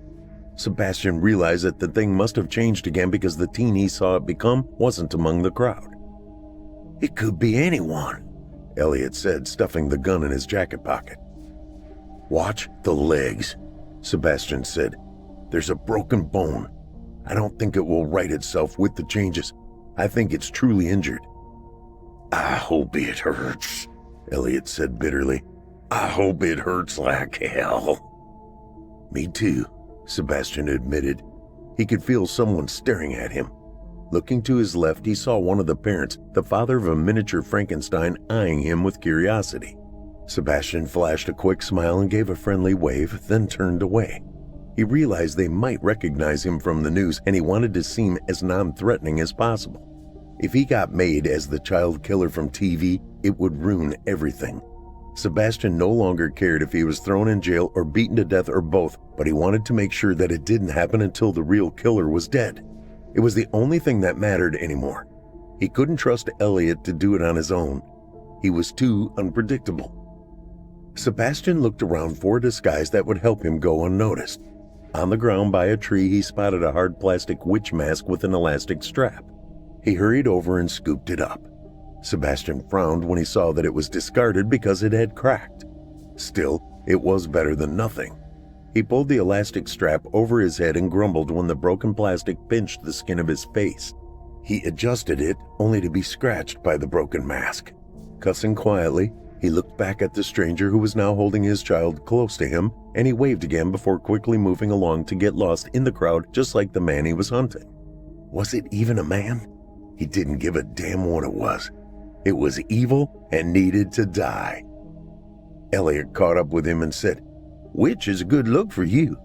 Someone was bound to recognize you. Your face has been plastered all over the television for days, even if it wasn't you wearing it." I know, Sebastian said as he scanned the crowd through the small eye holes in the broken mask. I was so focused on catching the monster that I stopped thinking about getting caught myself. It was careless and stupid. We need to be smarter if we're going to win. I don't see any jutting leg bones. Damn thing could be anywhere. It's here, Sebastian said with certainty. He just wished he knew where, what face it was wearing, what costume. Would it bother with a mask? Its very face was a mask. Watch the children. It's bound to be hungry. It might try to grab one. If it does, we can nab it.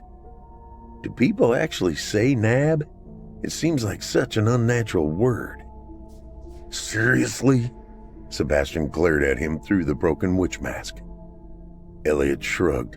When the monster took Elsa, it took everything. My heart and soul are gone. If I'm going to stay sane long enough to finish this, I need to have conversation, humor, connection, you know? Sorry, Sebastian said, realizing too late that Elliot couldn't see his frown through the mask. A scream rang out in the distance, and both Sebastian and Elliot whirled around to look in that direction. When they did, a horde of laughing teens went running past them. Sebastian sighed and turned back. When he did, he saw one of the teens in the group, a boy in a skull mask, look back at him with recognition. You see that? Elliot said from beside him. Has to be him, right? I don't know, Sebastian admitted. They were moving fast. I didn't see any leg injury. Maybe it healed. Maybe. Sebastian wished he knew more about the thing they were chasing. He wished he knew the rules, what it could do and couldn't, what they were truly up against. He knew that the body could change at will, the flesh could mold to become what it wanted. He and Elliot agreed that they needed to destroy the brain or the heart to take it down, but now that he thought about it, it was all just theory. They didn't truly know anything. They didn't even know if the damn thing had a heart or a brain. Maybe it was just full of blue blood and maggots. Anything was possible. He knew that the moment he saw someone else wearing his face. Sebastian watched Elliot run off in pursuit of the teen in the skull mask. He didn't hurry to follow. Something about it just didn't sit right with him. The shapeshifter was full of tricks. Its entire existence was a trick. He turned back to view the crowd again, then kicked himself when he realized that Elliot still had the gun. He still didn't go after his partner. Gun or no gun, he had to find this thing and stop it, make sure it didn't hurt anyone else. He adjusted his mask and moved into the middle of the street to stand among the passing crowd, his gaze dancing over all of them, flickering from person to person, searching for any sign of the monster hiding in plain sight. Sebastian didn't know why the thing chose him or when. It could have been completely random. Perhaps they just passed each other in a 7-Eleven and Sebastian was just unlucky enough to be picked. Maybe he had done something to piss it off, cut it off on the highway, or took its parking space at the mall. He often thought through his entire life, all the odd moments, the times people were angry or aggressive with him, the times he hurt someone's feelings, intentional or not. Any one of them could have been him, could have been it. The thing had probably gone through countless faces by now. It blended in. Maybe it even lived a normal life as someone's child.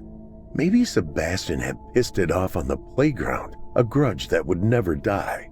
Maybe he dated the girl the thing had a crush on in high school. It literally could have been anything, and it was enough to drive him insane incessantly thinking about it. As his eyes moved over the costumed partygoers, behind them, he relived the moment he had found out he had been chosen as the face of evil. It was so strange, surreal. Sebastian had been at a gas station close to his house that he had used on an almost daily basis. The card reader was down and there was a sign to pay inside. Sighing, he walked across the lot, frustrated that he was going to be late for work. When he got inside, he grabbed a Mountain Dew for a caffeine boost and stood in the slow-moving line. He was fidgeting and trying not to think about the time, his foot tapping as he silently begged the line to move so he could go. "Hey, that's him," some guy in a hoodie with a black eye yelled, pointing right at him. It seemed to Sebastian to be such a strange thing to say, so he repeated it. "That's him?" "Son of a bitch!"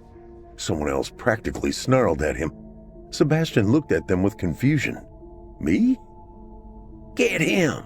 yelled a haggard woman in a crop top that had the nerve to bring a cigarette with her into the gas station. "Why?"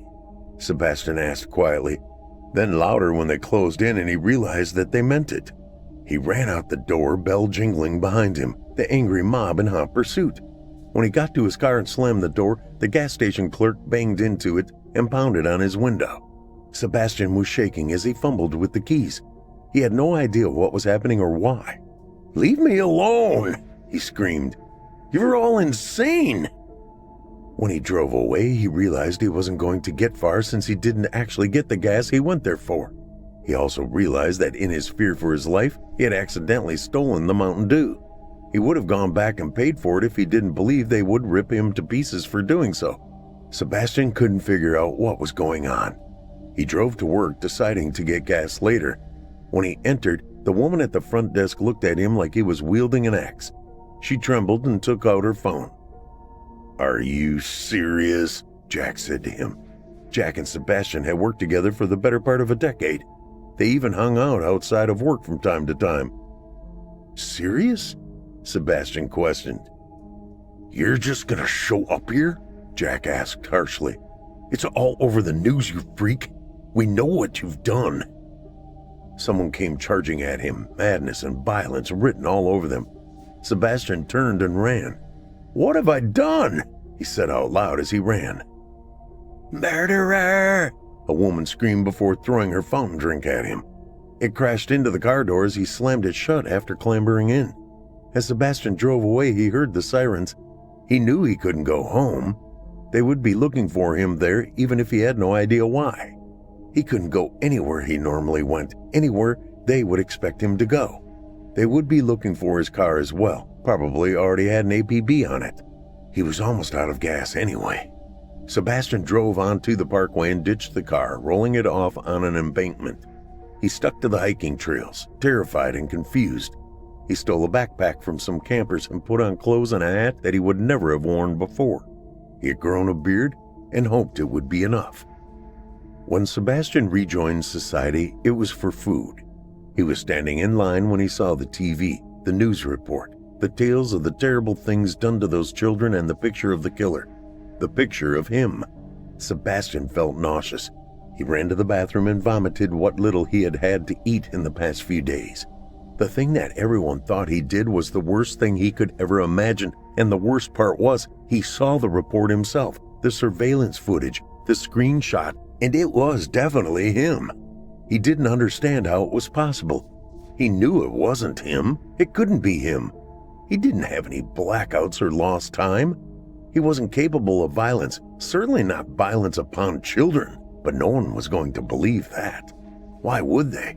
The TV was showing them all his face and saying he did it. They were giving horrible, sickening details.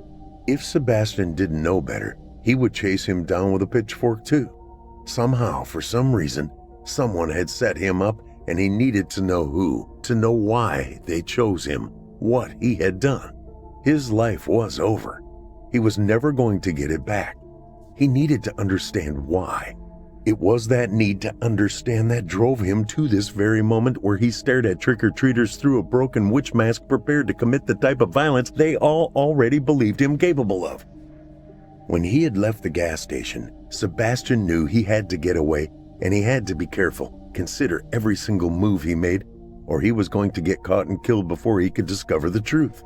The man who had only accidentally stolen a Mountain Dew when people were attacking him now stole a car and another car's license plates to put on it. He used a library computer to find out everything he could about the crimes he supposedly committed. The details sent him running back to the bathroom. He found some pictures online and wished he didn't. How anyone could do that to a child was beyond his comprehension. How anyone could think him capable of such atrocities. Sebastian tried to find out if anything like this had happened before and discovered that it had, with a different killer each time. It was always at Halloween, children stolen and eaten like a lamb that a wolf had gotten a hold of. Copycats of the original that went all the way back to 1978. Sebastian knew it was more though.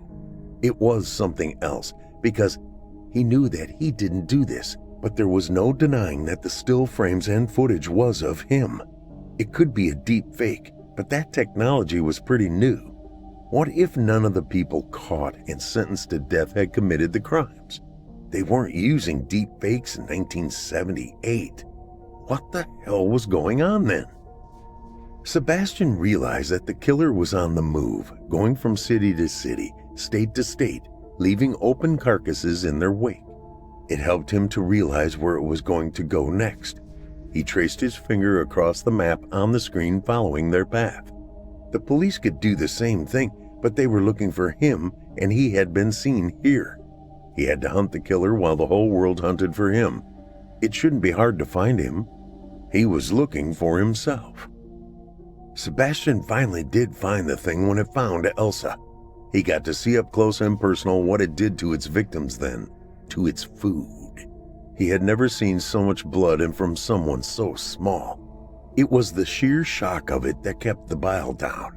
Sebastian chased it, chased himself, or the demon or whatever that thing was that wore his face and looked up at him over the mutilated body, blood running in rivers from the corners of its mouth.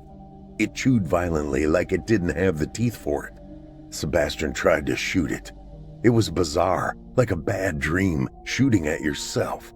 He missed, and to this moment wondered if it had truly been an accident, even after the terrible things he witnessed. Elliot was a wild man. He thought there was some kind of alien invasion, a clone army that massacred his daughter. He joined the hunt, trying to kill both the Sebastians, screaming like an animal. It was primal, agonizing grief turned into rage. Sebastian understood him and accepted that he might die there that day. He didn't give up the chase for the other him, even as the heartbroken father slashed at him with a kitchen knife and bellowed promises of murder. Sebastian was forced to flee when the police came. He watched from the trees as the copy of him changed to look identical to one of the officers at the scene. It evaded Elliot and walked right by everyone. Elliot had seen it change too, and as Sebastian listened from the trees, he tried to tell the other cops that one of them wasn't real, that there was an imposter among them, but he just sounded like a crazy person. They chalked it up to grief. They tried to take him to the hospital to help him deal with the trauma, but he refused to go. They threatened to take him by force, and the sickened father sobered quickly. "I'll go myself when I'm ready," he told them. "For now, I just need to be here.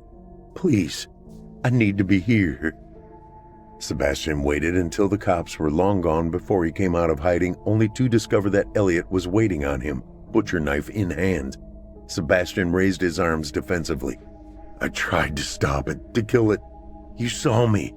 You saw change into the cop. I know you did.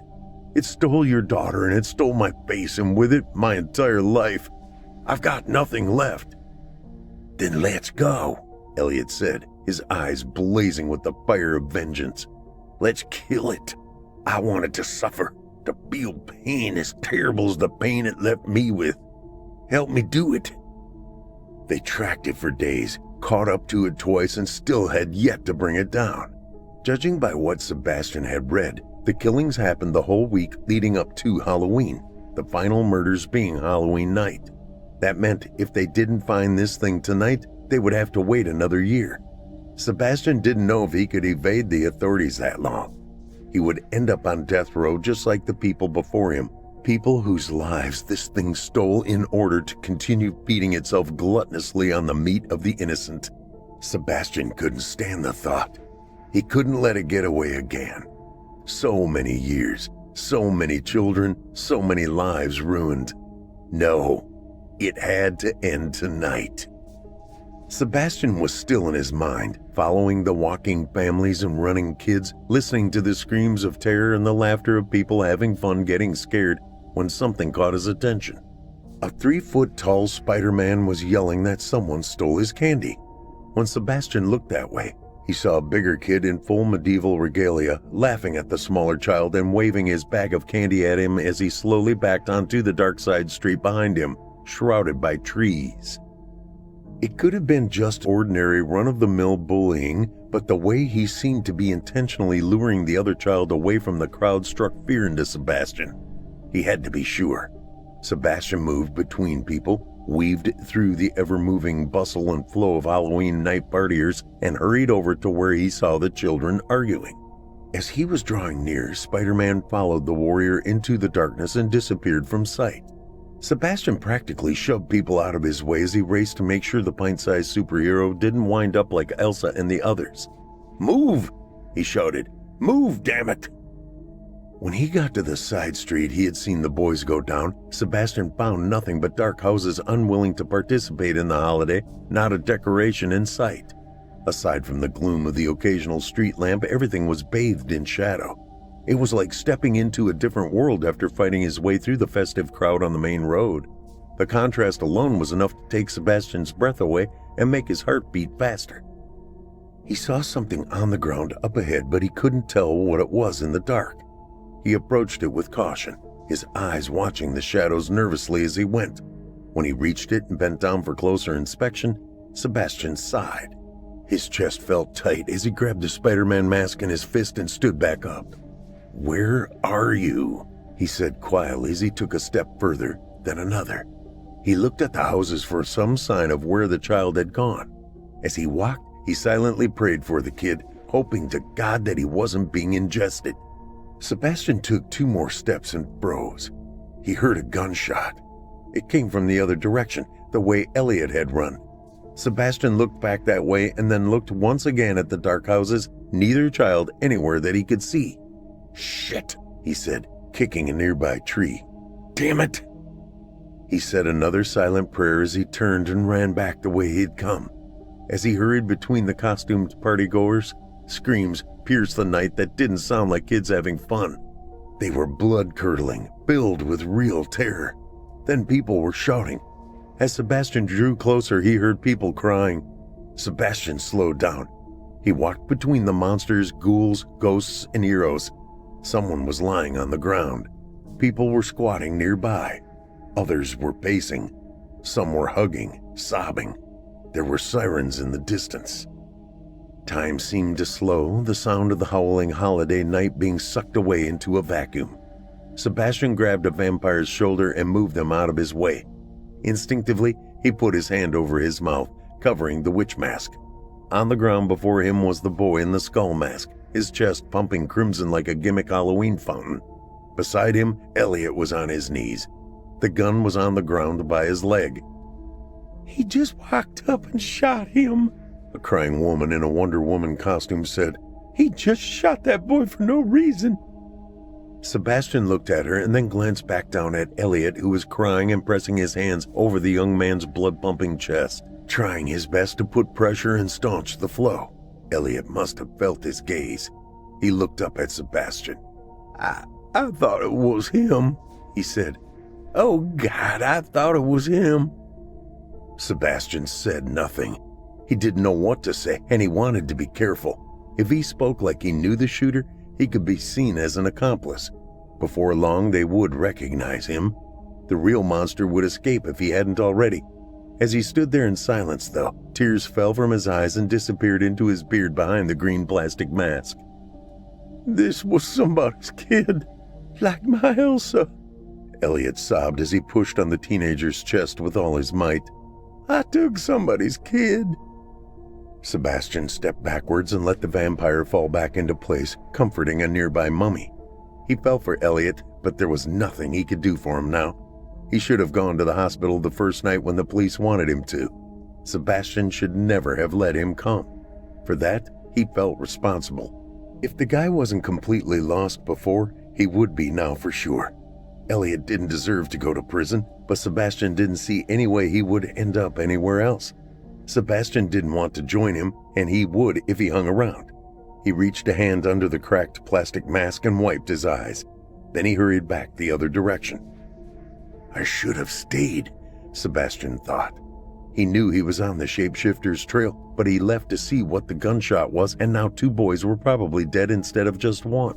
He turned the corner onto the dark side street he had been on minutes ago, and there was no more sound or action than there had been when he left. He walked swiftly this time despite the fear that tugged at his heart. His eyes traced the shadows as he moved. He wondered if he should have tried to get the gun before coming back here. There were too many watching eyes, though. Someone would have probably tackled him or grabbed him, or at least screamed that he was trying to get the gun. There's no way it would have ended well. Unfortunately, now he was unarmed, and if he found the thing he sought, he had no idea how he planned to stop it. He would have to figure it out, but first, he had to find it. There was one house with a light on. Was that a sign of where the thing was, or where it wasn't? Sebastian chewed on his lip. He took a deep breath and headed that way. He was standing at the bottom of the porch when something crashed behind him. He whirled around to see an overturned garbage can and a raccoon that hissed in anger at him before scampering away. From behind him, a voice said, "We're not giving out candy, and aren't you too old for trick-or-treating anyway?" Sebastian turned to face them, staring through his witch mask. "Yeah, sorry. I'm looking for my little brother. He came down this way. He's in a Spider-Man costume. Have you seen him?" "Nope, just you." Before Sebastian could say anything else, the guy went back into his house and shut the door, surely locking it. Sebastian sighed in frustration. The broken mask was still scratching and pinching him. It was starting to drive him crazy. He wanted to scream, to call out for the boy, but it would probably just draw more angry people from their houses to question him. One might even call the police. Sebastian didn't know what to do. He didn't know for sure the thing was even here. It had been doing this a long time. Surely it had a plan.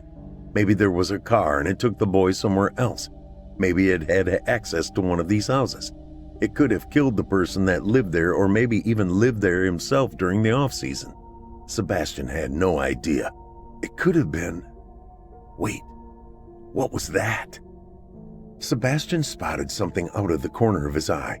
He ran over to the sewer grate and grabbed the tiny superhero's still full bag of candy, cussing as he lifted it. There were spots of blood decorating the plastic. Wherever the thing was, it definitely had the boy. Sebastian let out an exasperated sigh as he dropped the candy bag back to the blacktop. "Where the hell are you?" he thought, looking around in every direction. He turned in a slow circle. "Come on! I know you're here somewhere!" Sebastian took a step and stopped. He felt something crush under his foot. Stepping backwards, he looked down and saw a spot of orange on the shadow-covered pavement. Looking around nervously, he squatted down to inspect it more closely. It looked to be a piece of taffy. He was still holding it, rubbing it between thumb and forefinger when he saw Tootsie Roll up ahead. Sebastian dropped the taffy. He tore the witch mask off. He didn't think he needed it on this street. The small eye holes were making it hard to see in the dim light, and the cracked plastic pinching him was beginning to drive him mad. Staying low, he inched over to the other piece of candy. He was never fond of them, too chewy, but they used to be his brother's favorite when they were kids. Sebastian wondered if his brother had seen the reports on TV. What was he thinking right now? How fast would he turn if Sebastian showed up looking for help?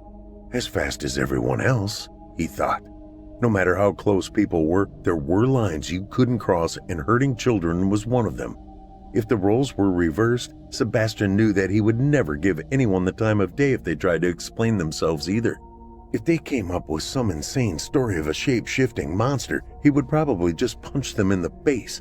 The images of the grisly crime scenes returned to his mind, and he closed his eyes against them, grimacing. He turned his head and squeezed his hands into tight fists until the nausea subsided. When Sebastian opened his eyes, he took a deep breath. No, there were no allies to be found.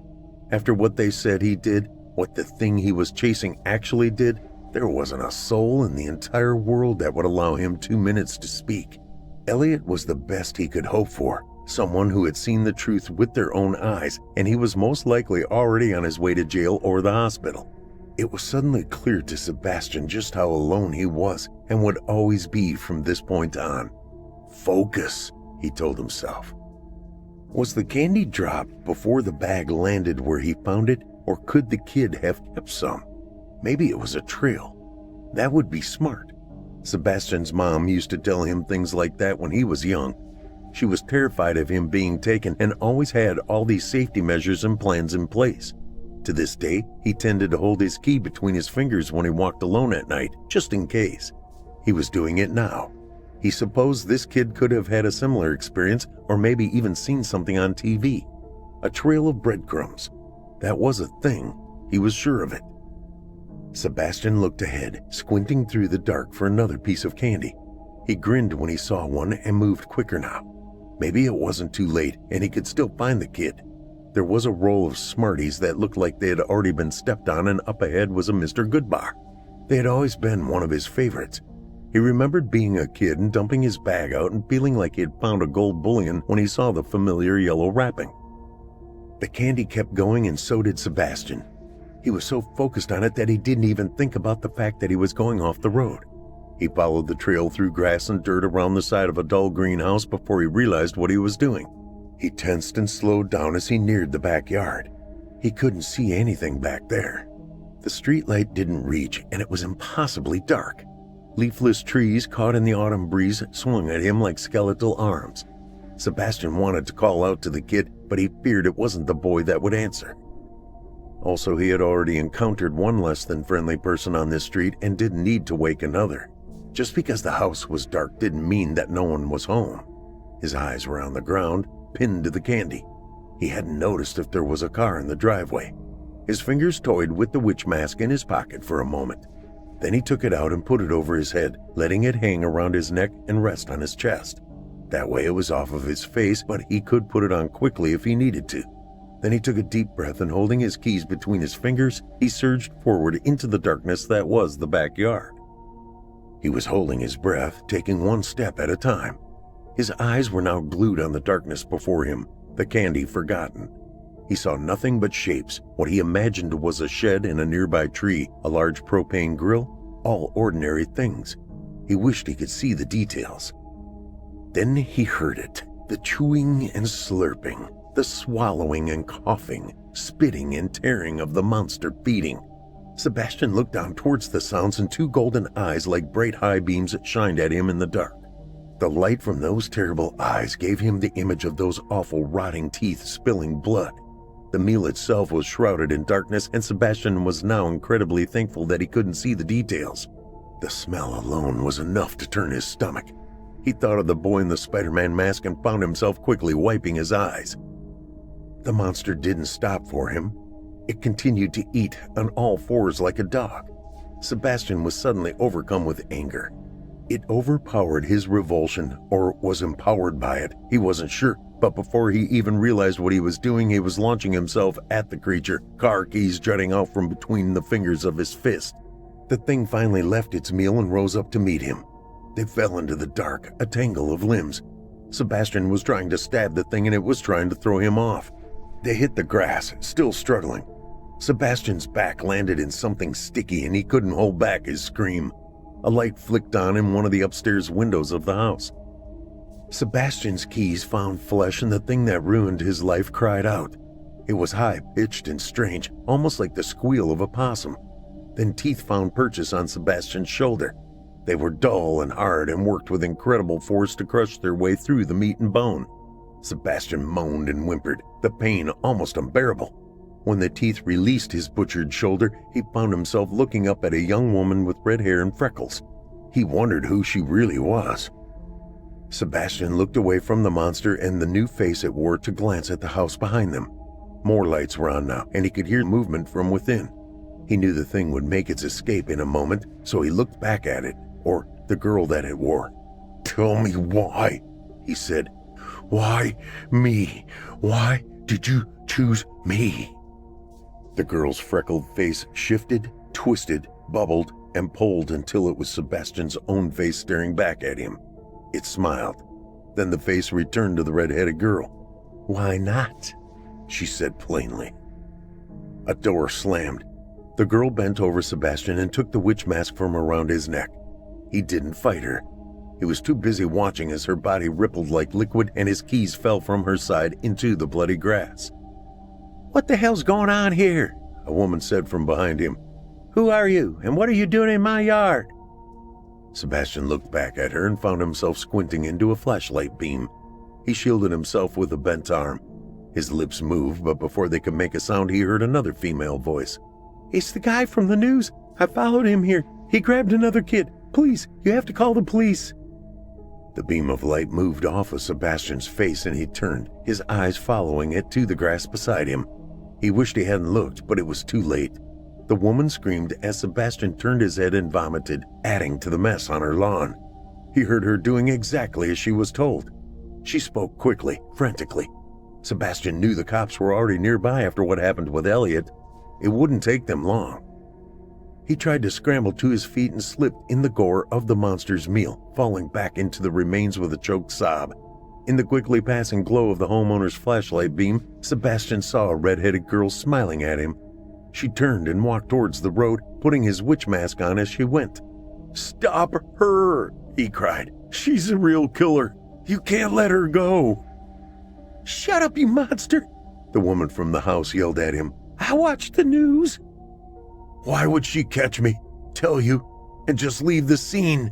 he asked in a panic, slipping and sliding in the wet grass as he tried to get his footing. He heard the sirens. "No, damn it. No." He had to catch the thing first to put an end to this.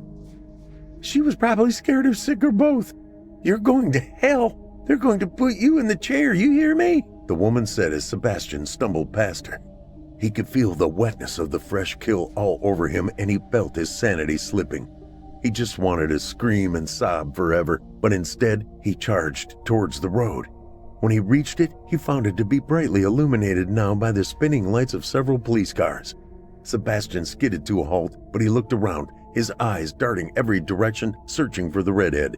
Then he saw her in the distance, strutting purposefully back towards the main road and the dwindling celebration that inhabited it. No, Sebastian said out loud. He heard the shouts, felt the guns on him. He just pointed down the road. You have to stop her. Please. Oh God, please don't let her go. It was her. It was all her.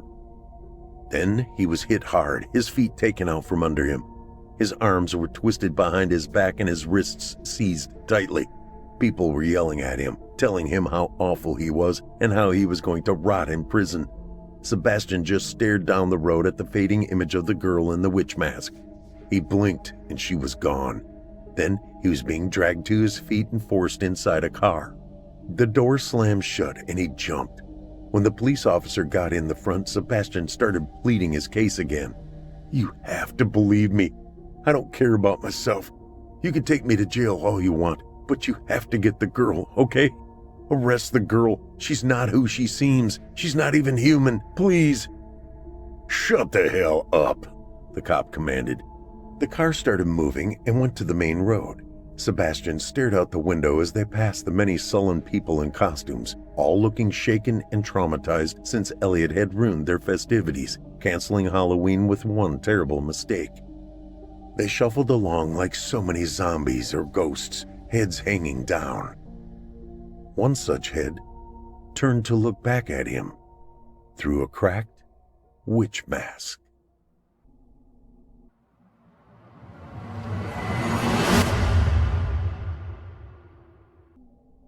When I was a kid, my mom thought that the world was a very dangerous place.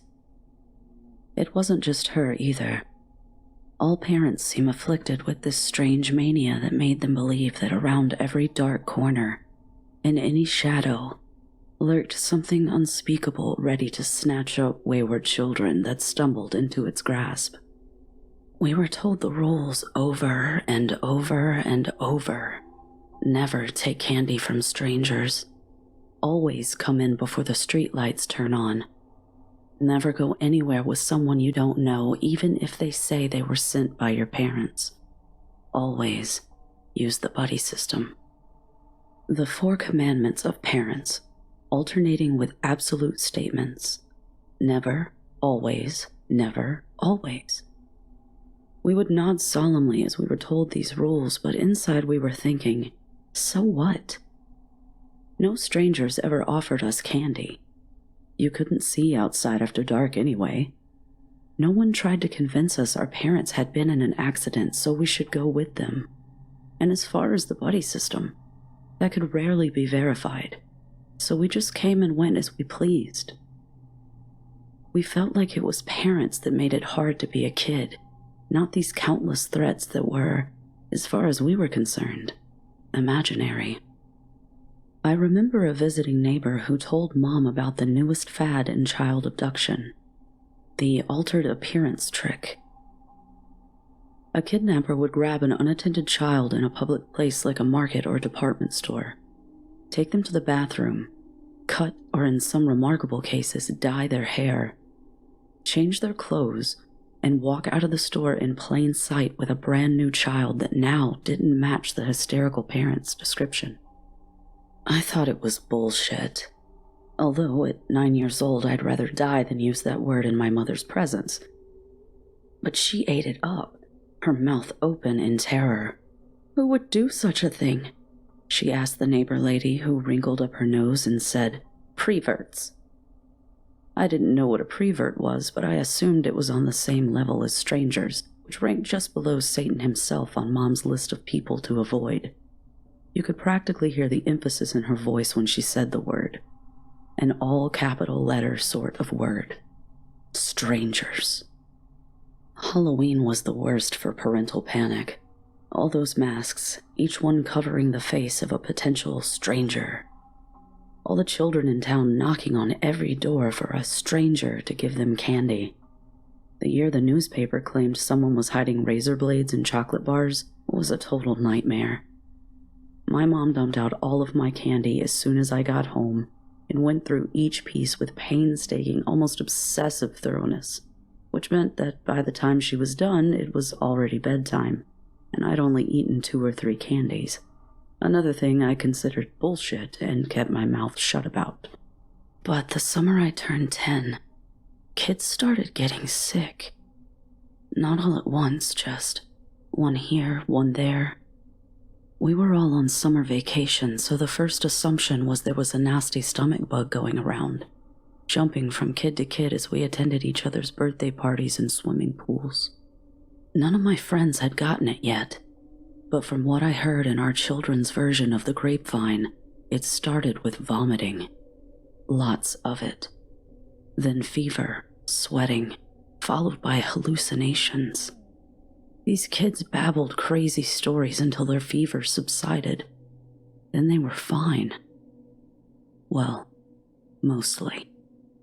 The part the parents didn't tell each other, but we kids did, it was the best bit, the jump scare at the end of a campfire story, was how the ones who got sick were so quiet after. Different.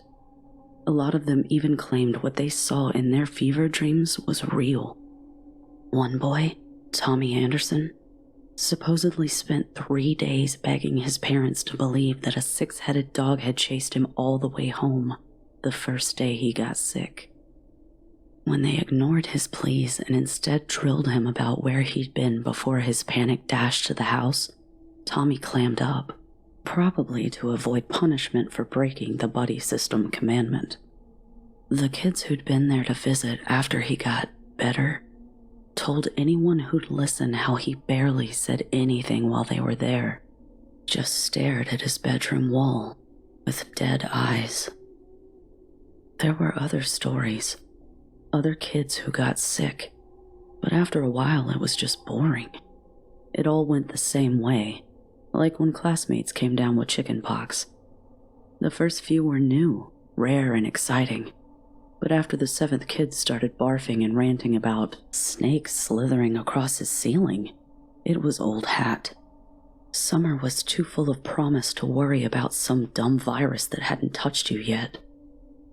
It was mid-August when I broke the buddy system commandment myself and headed to Main Street, the pocket of my jeans shorts full of pleasantly clicking coins. I'd spent a few days collecting Mom's change from the various places she left it. Kitchen counter, on top of the dryer, between the cushions of the couch, and I had some big plans for the few dollars I'd managed to scrape together. I cut through the neighborhoods like a street-smart tomcat, shaving minutes off my trip, whistling a tune and jiggling my pockets so the coins made a cheerful accompaniment. A field, a few alleyways, and I was at my destination, the Cherry Pop Candy Shop.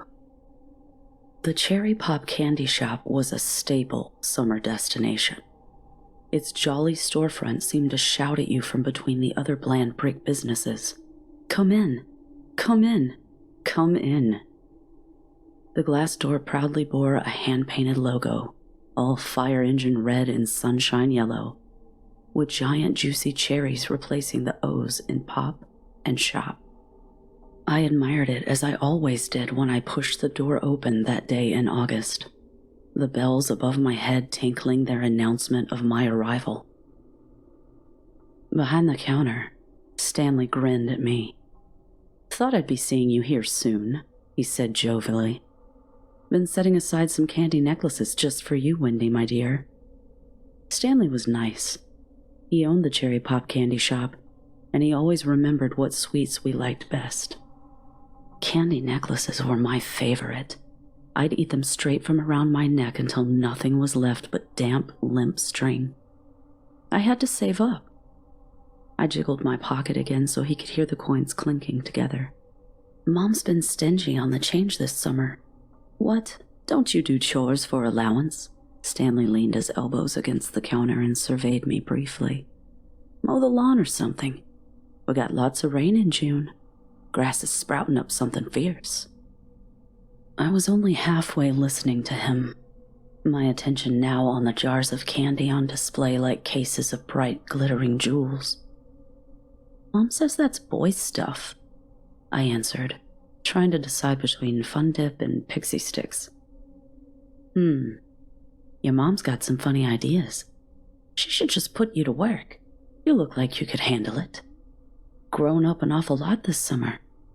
Stanley paused, then raised his voice a little. Hey, you want to try something special? The word recaptured my attention. Special candy. What is it? I started to grab a handful of pixie sticks, reconsidered, and dropped them back in the bin. If there was special candy, I better save my money. I already said, it's special. Stanley took out a key from his pocket and unlocked a drawer beneath the counter as I approached. He cast a quick glance at the door. Now, if I give you a piece of this, you have to promise not to tell anyone else. It's unreleased, straight from the Mars Candy Company.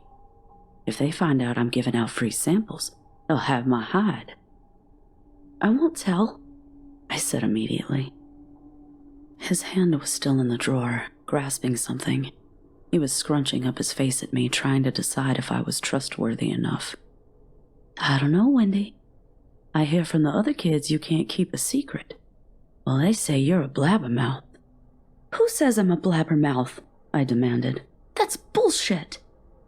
As soon as the word popped out, I was mortified. I'd said a curse in front of a grown-up.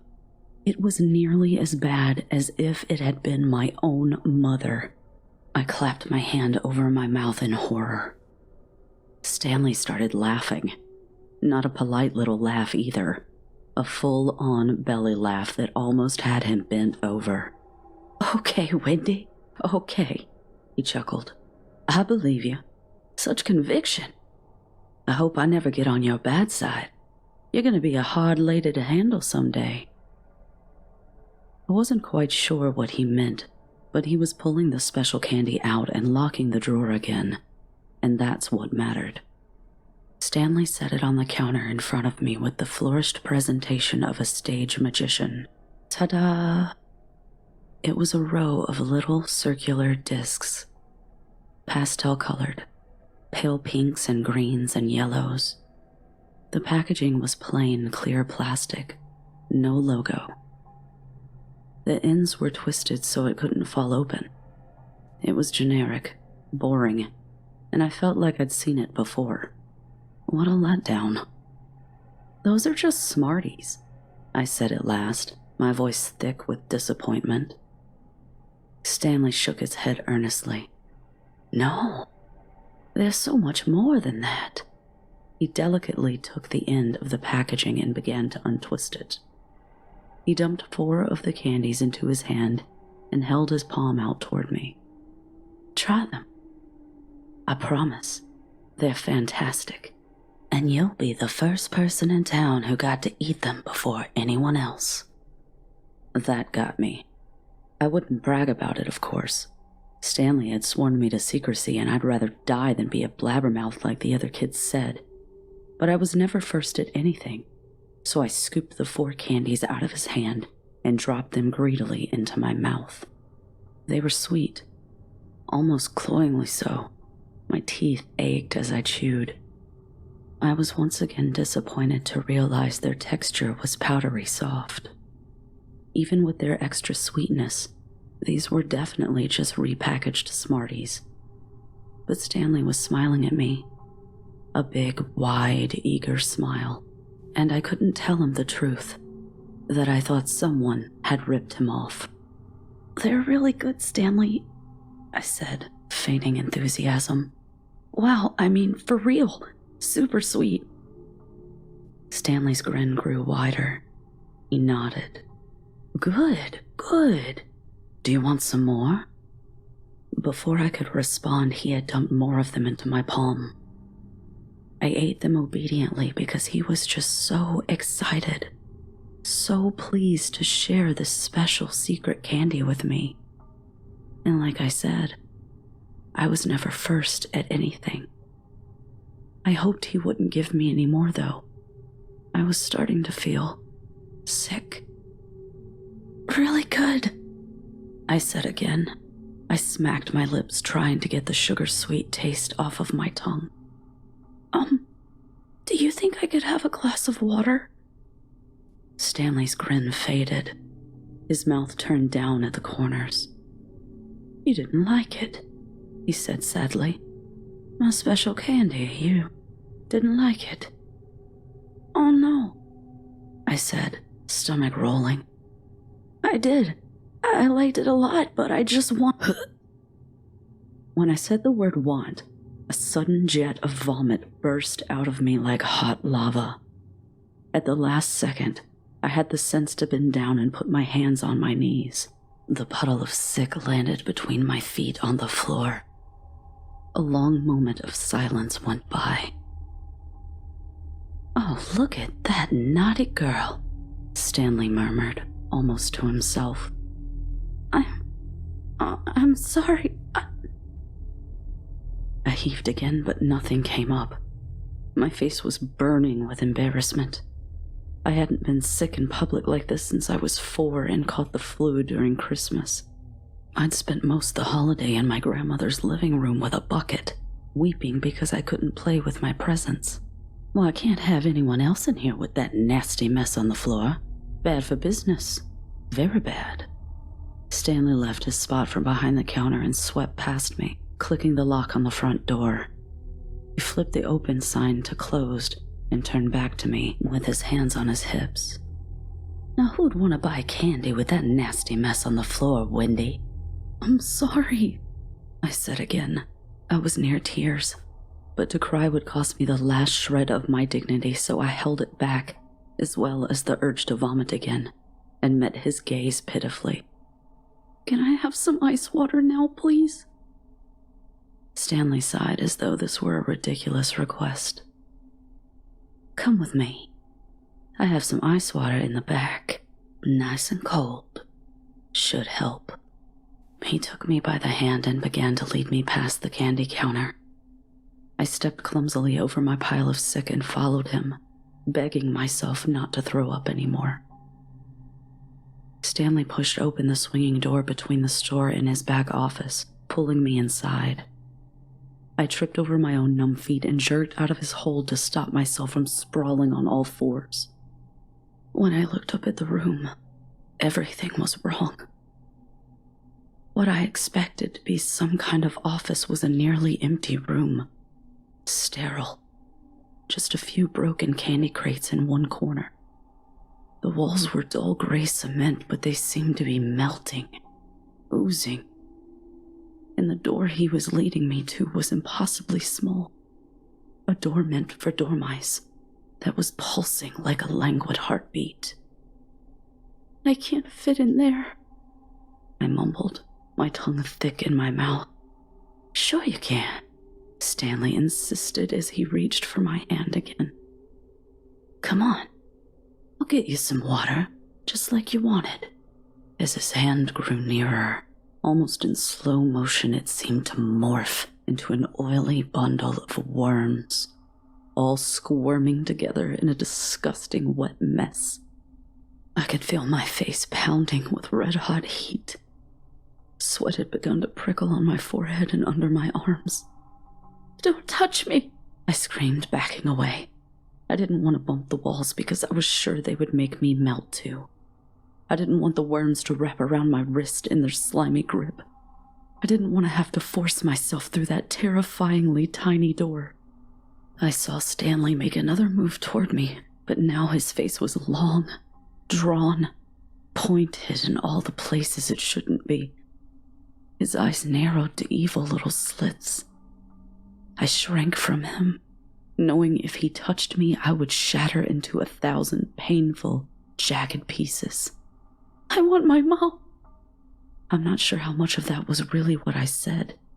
I just know it's what I was thinking, over and over. I want my mom. I want my mom. Your water's in there, Stanley said, pointing one wormy finger back at the impossibly small door. Don't you want a glass of water? I want my mom, I thought again, and then I was flying, barreling through the swinging door back into the cherry pop candy shop. Stanley shouted for me to stop, but his voice became a thundering waterfall, a rushing torrent that broke bones over river rocks. He reached for me and missed. I scrambled past the counter to the front door. Stanley was behind me, wormy hands and waterfall voice. He got close but forgot about my puddle of sick on the floor and slipped in it, losing his footing, going down. I couldn't get out. I was pushing at the door and it wouldn't open. My hands beat uselessly at the glass until I remembered the lock.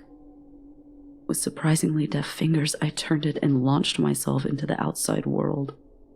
The sun burnt my eyes, and my whole body was throbbing with an almost unbearable heat. But I ran aimlessly down Main Street, knowing that if Stanley touched me, it was over. I would simply burst, and there would be nothing left of me. I don't remember much beyond that. I'm told I fled screaming down the road, begging people for help, telling them I was on fire and that the candy shop owner was made of worms. It was my escape that made it possible, that connected the previously scattered pieces of the puzzle. The memory loss, that was a pretty common side effect. Most of the other kids couldn't remember where they'd been when they first got sick. Either that or they wouldn't tell. Turns out I wasn't the first kid in town to try the special candy like Stanley said. I told you, I'm never first at anything. Turns out I was right. They were just Smarties. Smarties soaked in liquid LSD. He'd started out careful, only giving a piece or two to select children, spacing them out over the course of weeks so as not to draw suspicion. Then he couldn't stop. By the time I walked into his shop that day, Stanley was giving out triple the dose he'd started with. Mom refused to tell me what happened to the other kids, the ones who went through that door that I insisted was tiny. Too tiny for anyone to fit through. Whenever I asked, she just told me I was lucky. Luckier than the rest. She said it like it was a good thing, but she always got upset when I brought it up, turning her face from me to hide the fact that she was crying. The 4 commandments of parents had failed her, and she knew it. Never take candy from strangers. But Stanley hadn't been a stranger. That was the problem. He was the candy man, and he was supposed to be safe. To this day, I wonder what was behind that door. How he got the other kids through it. What he did to them back there. And to this day, I can't eat sweets.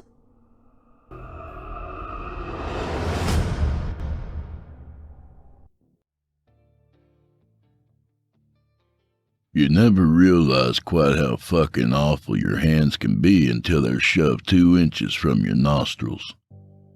The smell, texture, the taste even. I shouldn't complain.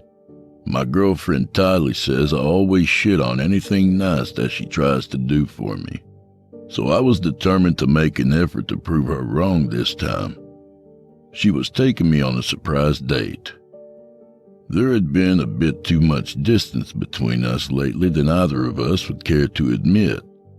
My job kicked my ever-loving ass that day, and all I wanted to do was go home, turn on the TV, and smoke in bed. But sometimes a few hours of your time overextending yourself is better than a few hours spent in either an argument or worse, awkward silence. All right, fine. I'm not being completely transparent here. I guess you could say that our relationship issues are my fault. We had a false pregnancy scare. Her period was missing, like milk carton kid missing.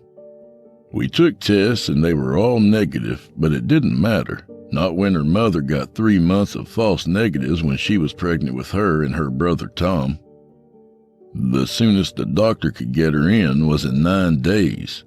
Well, naturally, a lot of planning, dreaming, and talking went on in those 9 days. It wasn't what I had wanted. Tylee knew I never wanted to get married. I was up front with her about it from the start. And wouldn't you know, she mentioned the word 5 times in those 9 days. She came at it from every angle, health insurance reasons, taxes. She even went as far as to say that she didn't want the child ostracized for having a different last name as their mother, which is offensive as fuck. She became more animated, her eyes sparkling more each time she broached the subject. I mean, sure, I loved her, but it was just bad news if you asked me.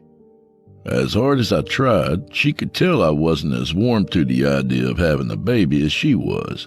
She almost seemed to feel it on a cellular level. She beamed about baby clothes and pregnancy glow. But when I looked at her, it's almost like she was rotting before my eyes, turning bad like an overripened banana.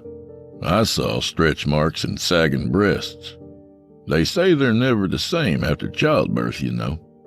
I'd never met any of the other women in her family, so it was hard to gauge just what I'd be dealing with, though I didn't expect things to stay that way for long. Tylee and her family were insanely close, almost morbidly so. I was always hearing about something that had happened to this person or that one. Whether they had meant to or not, her family had conditioned, groomed in a way, her to live her life akin to a do's and don'ts list. Well, anyhow, by the time the doctor's appointment came around, her late visitor had shown up.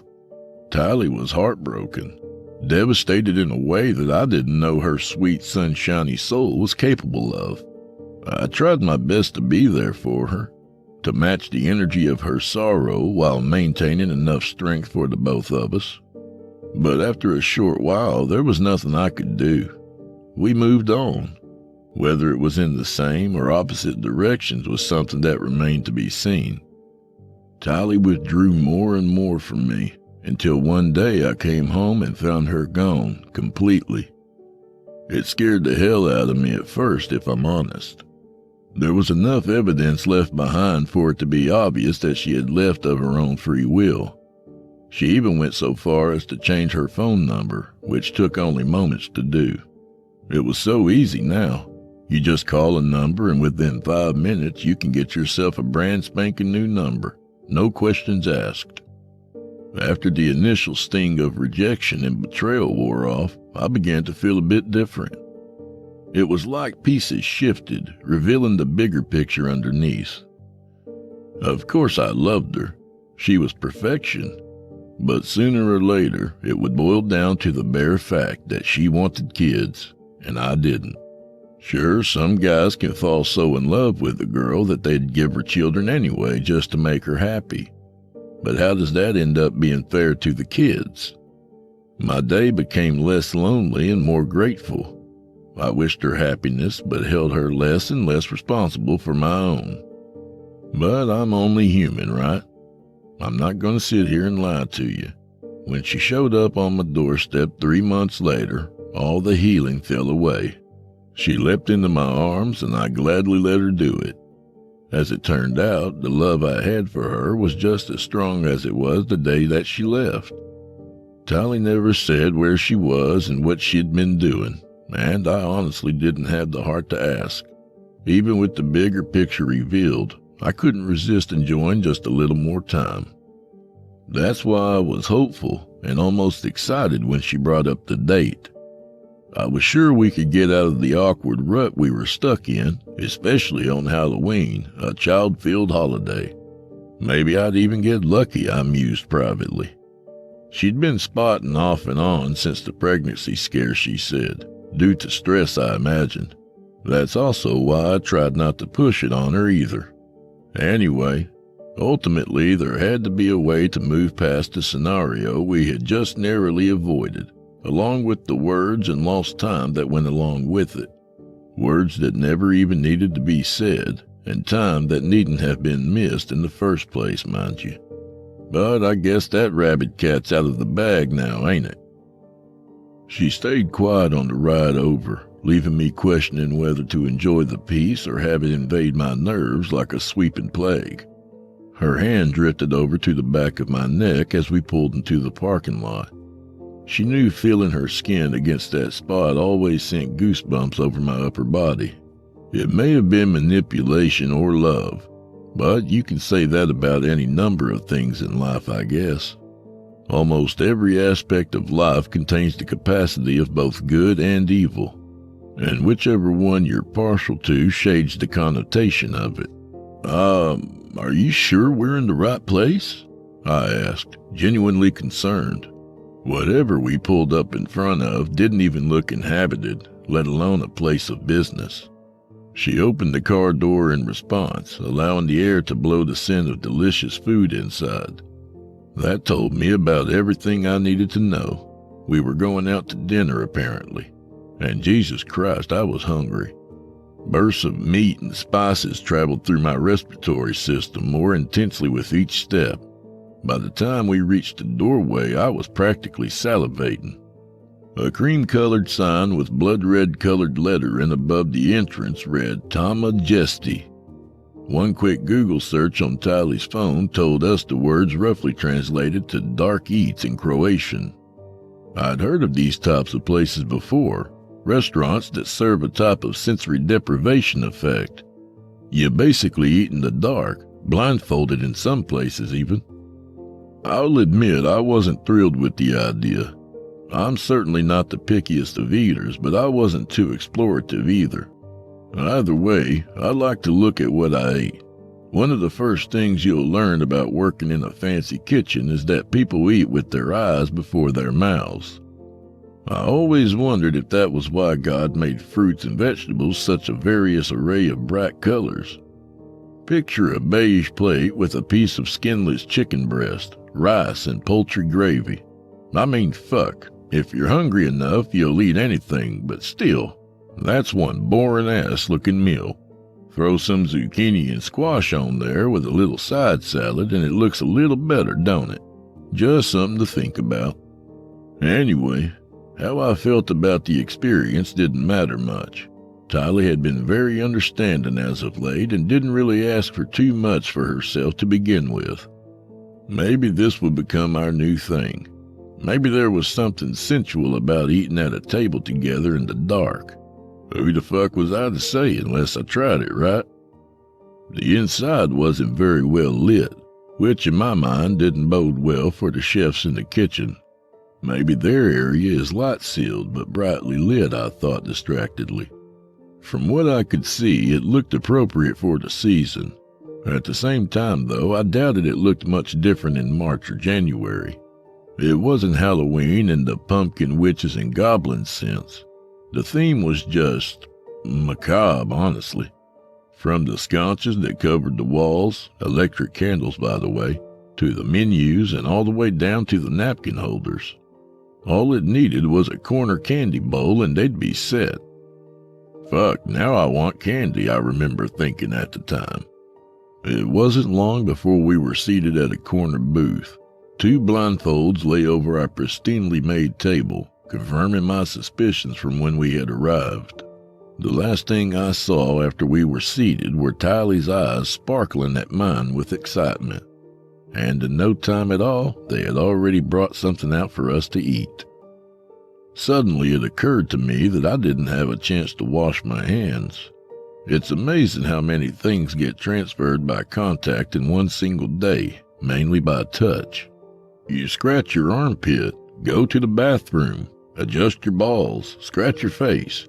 It's a common practice, in the old days of washing up before dinner at least, to wash your hands before you eat. But what about afterward? Anyway, once I got past trying to identify the scents on my fingertips, I took my first bite. It was clean, crisp, and buttery. I imagined it was a piece of toasted bread. A minuscule grunt of satisfaction escaped my lips as it slid down my throat. I took the second bite faster, savoring it less. A tanginess enveloped the third. A rich, jammy flavor melted into my tongue as tiny gel-filled bubbles burst with each bite. Savory boba on toast? I thought quizzically. Whatever it was tasted wonderful. The sounds Tally was making assured me that she agreed.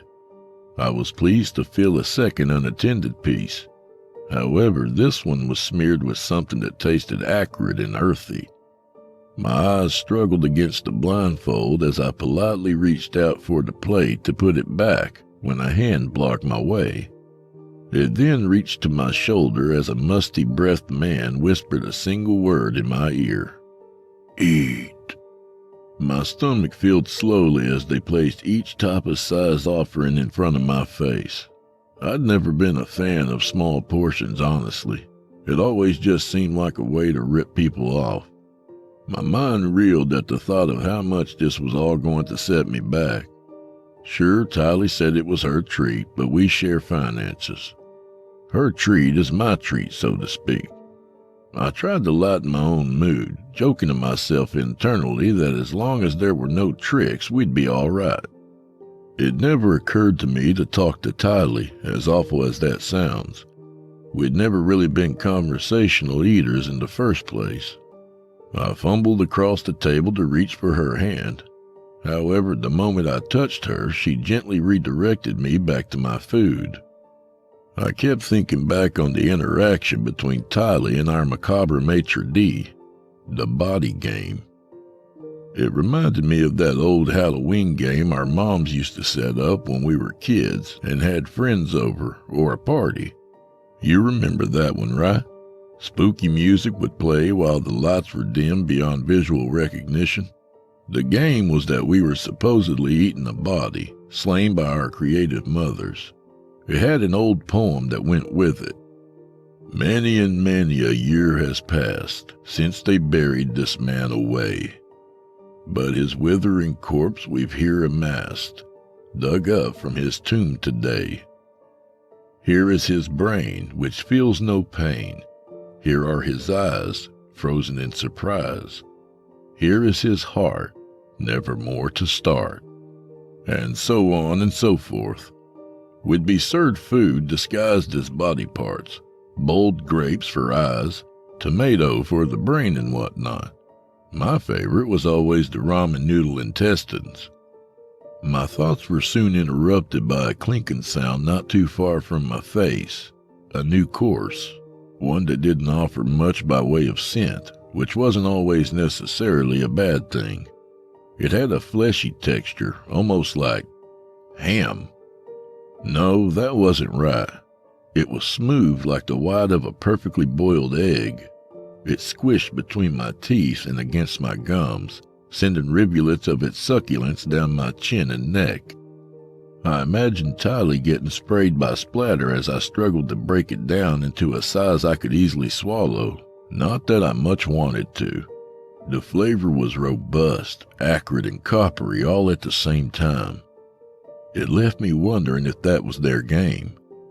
I imagine you'd save a hell of a lot on food costs if everyone was too disgusted to continue past the third course. I was torn between wanting to get out of there and praying for a better course to wash the taste out of my mouth. My thoughts couldn't help but turn to Tally and wondered if she was experiencing the same thing. The decision was made for me as I felt two hands clasp my unsuspecting shoulders. Simultaneous muttering erupted all around me. I was caught totally off guard to hear Tally's voice join the fray. Her tone was sinister, darker than I'd ever heard before. Before long, I realized they all seemed to be chanting in a language completely foreign to my ears. At that point, the mental unease was simply too much to bear. I swatted the stranger's hands away from my person and yanked my blindfold down from in front of my eyes. My breath hitched in horror as I absorbed the scene around me. I didn't hear so much as a chair move when we were eating, yet I found myself surrounded by the patrons that were seated as we arrived. The customers, waitstaff, chefs stood around Tally in celebration, like they were about to sing happy fucking birthday or something. Moreover, the remnants of Tally's plate looked perfectly normal. I recognized a few stray salad leaves, chicken bones, and even a spot of mashed potato. But when I looked down at myself, a trail of what looked like raw blood ran from my chin, dotting the front of my shirt in crimson. My mind swarmed as I frantically spat into a napkin. My mouth now tasted so raw. My stomach heaved instantly as the chanting grew louder. Everyone seemed much more aggressive now. Their eyes burned with a wicked intensity that chilled me to my core. Then, just like that, all the words stopped, enveloping the table in an almost painful silence by comparison. Tali reached a manicured hand across the table to grab my own. Happy Father's Day, Johnny, she beamed. The crowd around her nodded and clapped in agreement. You mean Halloween, I corrected, though I instantly doubted myself for focusing on semantics at a time like this. I quivered as a wild fluttering bloomed inside of my lower gut. What in the hell did I just eat? Not what? She paused, resting a hand on her childless stomach. Who? Who? Wait a minute. My mind raced. She'd told me her period had come. Then again, I can remember my mother saying she spotted with blood at first when she was pregnant with me. Said she mistook it as signs of a miscarriage and it scared the shit out of her. But things were perfectly normal. I rushed to my feet, knocking over my glass and sending my silverware careening to the floor as a result of my hastiness. I didn't look back. I just ran, shuddering from the foul aftertaste. The more time that passed, the more it tasted like my tongue was decomposing. It was death and life and vomit and shit and garbage and char. Tali was on her own. She took care of herself well enough during the 3-month vacation, and this current event had shown me that a large part of me wished she hadn't returned at all. I ended up driving to my office and hunkering down there for the night. Being in the large empty building always used to make me anxious, but for that one night, I'd never felt safer. As if my thoughts had tangible power, I returned home to find most traces of Tali once again gone. My gratitude outweighed the feeling of déjà vu that threatened to overtake me. To think back on it, I couldn't have even been sure that she returned with everything left that she took off with the first time. Despite the circumstances, I was surprised at how I found myself feeling. The relief I should have felt became a crescendo in sense of impending doom. I was downright terrified, if I'm honest. The taste of whatever that was still laid heavy on my tongue. The yellow paper screamed against the white tile of the kitchen counter, urging me to read it. When I picked it up, initially I thought it was a pawn shop receipt, one of those copies of a copy of one anyway. I was wrong. The gray letterhead read, Tama Gesti, Women's Medicinal Arcane Wellness Center. It was a medical form, with aftercare instructions for a D&C procedure. Something normally performed in the event of a loss of pregnancy.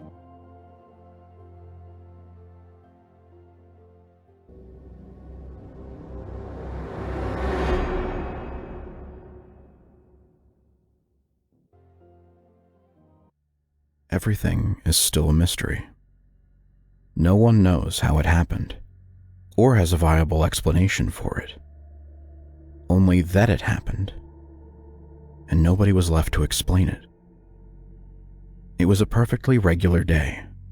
The morning sky was as clear as dawn could be.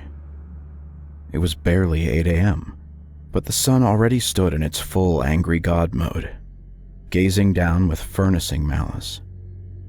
The perfect silence, interrupted only by the sound of rushing water against rock and his buzzing alarm, jerked him back to consciousness. He groaned as the dull ache hit the back of his neck. Hendrik had fallen asleep on the couch again, this time, just like the last, with a bottle in hand. His plate was on the table from his previous meal, with leftover crumbs on it. With a not-so-gracious move, he pushed himself up, picked up the plate, and set it in the kitchen. Hendrik did not mind the silence. In fact, it was something he craved so much, which was why he decided on this house. It brought him close to things he loved. The sea and the silence, away from the maddening urban noise. Every morning was the same. He got up before other fishermen even thought of coming on shore or getting their boats ready. He filled his little cooler with beers and ice, then hauled it out into the morning. The wind greeted him as he made his way onto his boat. "Morning, Hendricks," Callis greeted as he stepped off his big boat, reaching Hendrik for a handshake. The two exchanged handshakes before Hendricks stepped onto his boat, unanchored it, preparing to sail into the sea. "Going off on a ride this early?" "What can I say? My baby misses me, and I miss her too," Hendrik responded without turning to face Callis. Callis gave a quick nod, then turned away. The boat geared into motion, water splashing behind it as it moved into the open sea, leaving the shores behind. The splashing water behind him and the roaring of the engines continued into a distance until he was far enough from the shores to settle the disturbance in his mind.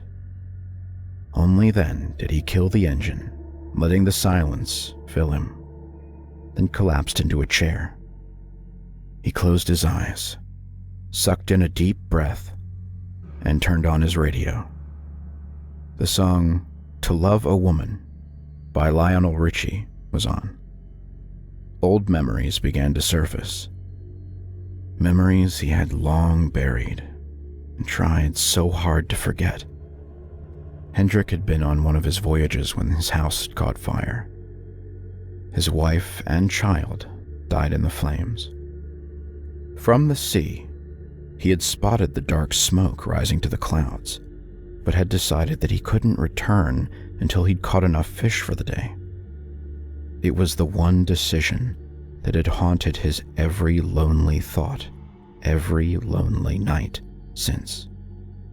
Had he turned back the minute he saw the smoke, perhaps he would have been able to save his family. It was the end of fishing for him, but he could not part with the sea for some reason. Instead, it gave him a sense of comfort to sit here, staring into the skies and listening to the radio channel, hoping that something he shared with his wife would play and their sweet memories would resurface in his mind. The radio always indulged him. He took a sip of his beer, continuing his daily torture, when the radio went silent, and the soothing voice replaced with static noise, buzzing like 1,000 insects all at once. He reached for the radio, adjusting the antennas with little to no mind. But the noise remained. No trace of the song he was listening to a few minutes ago. The song began playing again. He sighed, leaning back on the stretcher. Hendrik did not know when he fell asleep, nor did he realize what woke him up. Only the eerie feeling that caused him to jerk from his sleep, almost tipping over the boat. The radio was still on, but the music had long stopped, replaced by news. This is a strange phenomenon with no possible explanations yet. All the bodies in the local cemetery are missing, as though someone had dug them up overnight. Hold on, we're getting another call. Hendrik shrugged off the feeling. People always did weird shit all the time. He had no doubt that someone had thought it funny to scare the cemetery attendants by digging up the bodies. They'd wind up finding them soon. He was about to switch the channel to something else when the newscaster's voice returned. Our source just received even more intel that 5 cemeteries in New York, 8 in Alaska, and 6 more here in Brambrack have all experienced the same disappearances. It seems now to be a nationwide incident. This time, dread crept through his skin, making his whole body crawl. He could not shake off the feeling he had. Holding his breath, he waited a few seconds, listening to the ongoing news. His gaze traveled to the distance to the suddenly darkened sky. The clouds hovered just over the horizon, shielding the sun from view. A cold chill crept down his spine at the darkness, like a thunderstorm circling over the sky. The bright blue over the sea remained clear, but everything on either side seemed threatening to collapse on each other. "What the hell's going on?" he murmured to himself. The silence echoed through the boat, disturbed only by the waves crashing against the side and the confusion racing through his bones. A voice boomed from his radio, unclear. He could feel the pain, but not quite understand. He stared at it, long and hard, trying to make out what the voice said. "I want to fall. We want to fall. We need to fall." The voice continued to repeat. One voice turned to two, until there was a cacophony of voices singing the same chorus repeatedly. Instinctively, he reached for the radio, turning it off, but the voices continued undisturbed. "We want to fall. We need to fall. We need to fall." Hendrik couldn't help but feel like he was losing his mind. It was the only possible explanation for what was going on. He picked up the radio from the cooler, and the voices grew louder, crying for help intensely. Without thinking, he tossed it into the water. His heart was pounding furiously in his chest. He closed his eyes, taking in a deep breath. Thunder rumbled through the sky, pulling his focus to the world of darkness engulfing everything except the water where he was, like it was something to avoid. The sky was in chaos, and yet the sea remained unshaken by it. It was usually the water that roared more when the weather was bad, but now it seemed, for whatever reasons, things had reversed. He could see the rain falling against the rooftops and the heavy cries of thunder and lightning tearing through the dark skies. Whatever was happening there, here is the safest place to be, he told himself. He sank to his seat again, opening another bottle of beer, and began drinking. The rest of the day went by with him staring into the vast sea, alone, waiting for the sky to clear up, even though it never did, and it continually rained for hours. And no matter how much the sky seemed to roar or how dark it grew, the sea remained calm for the rest of the day until he drifted asleep. Lucy stood before him, her bright golden hair glinting under the sun. They were in a strange garden. He had no idea what they were doing there, but he didn't care. He was more than happy to see her now, to see that one-sided dimple when she smiled. He raced into her arms, pulling her tight. She smelled, as he remembered, of lemonade. "I miss you so much, Lucy. Every damn day," he breathed. Lucy only gave him a sad smile. And for the first time since the dream started, something clicked. This could not possibly be Lucy, because Lucy had died in that fire that day, burnt to a crisp alongside his daughter. She could not be here now, smiling in front of him with not a single scar on her body. "Where's Anna?" he asked, taking a step back, scanning the weirdly familiar garden, despite not knowing it. "We want to fall, honey," she said, placing one hand on his cheek. Hendricks jerked awake on his boat with the urge to throw up. He raced to the side and let out his bile into the water. The image of his dead wife was very much alive in his head. He couldn't shake it. All this while, all these years, he hadn't dreamt of her, not once, not since her death, and now she appeared to him in this wrong illusion. He just couldn't wrap his head around it. Something was fundamentally wrong somewhere. He couldn't explain it. He stared at the sky again. The sun had risen this time as clearly as it had the previous day, with no trace of the strange clouds that once hovered around the whole continent. For a minute he regretted not keeping his radio. How would he understand what had gone on now? He pushed the thought from his mind, wiped his lips, and started his boat, reversing back to shore. By the time he had arrived at the beach, there was nothing but absolute silence. Not even Callus was there, just the boats gently swaying to the rushing wind. But Hendricks thought nothing of it. It wasn't quite unusual for the beach to be empty. In fact, it was the reason why he lived so close to it. That, and the fact that he could easily get on his boat whenever he desired some deeper peace only the sea could bring. He made his way to his house, picked up his car keys, and headed into town. If he wanted any clue as to what had happened, only there could he get it. Cold chills crept up his spine at the sight in front of him. Everywhere was dead silent, as though the whole city had fled overnight, leaving everything behind. He watched, in shock, unable to wrap his head around what was in front of him. The silence was grave. He stopped in front of the local supermarket, sitting inside his car for a few seconds as he scanned the surroundings. Nothing. Nobody walked the streets.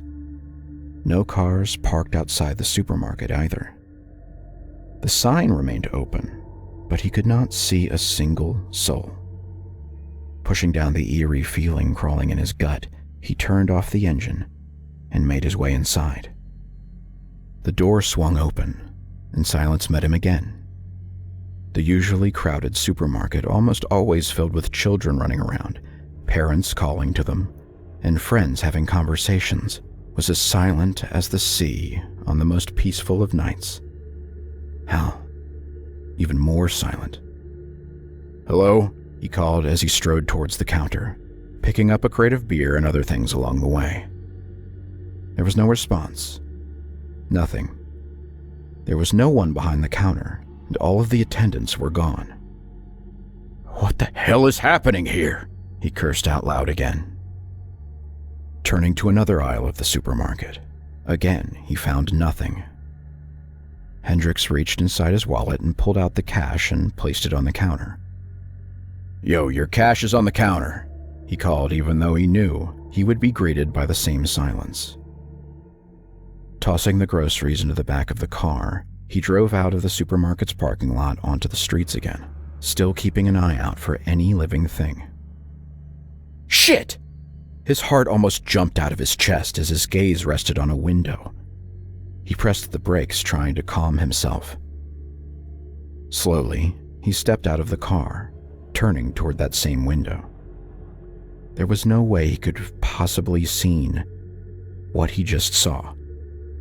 He stepped out of the car and made his way toward it, each step burdened with the sight before him. On the porch of the house sat a skeleton, the chair swaying as though someone had moved it. "This has got to be some kind of joke," he thought to himself, but it wasn't. It was happening. The seat swayed and the skeleton remained fixed there. Every part of him begged him to flee, turn back and call the police. But somehow, he knew how that would turn out too. He knew even if he dialed the police now, there would be no one to pick up. Hendrik's worst nightmare was confirmed when he turned the knob of the door and met 3 more skeletons inside the house. Holy shit, holy shit, holy shit! The skeletons clung to each other. He could tell what this was. From their sizes, they were definitely the children holding on to their mother out of fear, and the one outside was the father. He didn't need to see more. He'd seen more than enough. Without a second thought, he raced out of the house, pulling out his phone. His fingers trembled as he dialed 911. There was no response. He redialed again and again, but the same thing happened. Slowly, the reality of things was dawning on him. There was no one here. Whatever it was that had happened the previous day had taken every single person in the city and replaced them with this. No, not just the city. If the 911 operatives were not responding, then this was beyond just their city. It was far worse. Hendrik locked himself inside his car, calming his beating heart. For some reason, he had not turned into a skeleton just like the rest of the world. He was alive. Something had to be different. The clouds. He recalled the clouds had not covered the sea. It had rained everywhere else. The sea had saved him. He started his car again and drove as fast as he could past every corner, through the empty streets, his gaze occasionally catching sight of dead people inside the houses, from their windows or opened doors. He parked his car at the beach, reaching for the groceries he had gotten, and raced onto his boat, zooming as far away from land as possible. He had no idea what had happened, and chances were he wasn't going to. But one thing was certain. While he had been on the water, he had been safe. It was the only place he could think to go at that moment. He killed the engine when he felt as far away as he could get, and collapsed onto the deck of his boat, staring into the sun.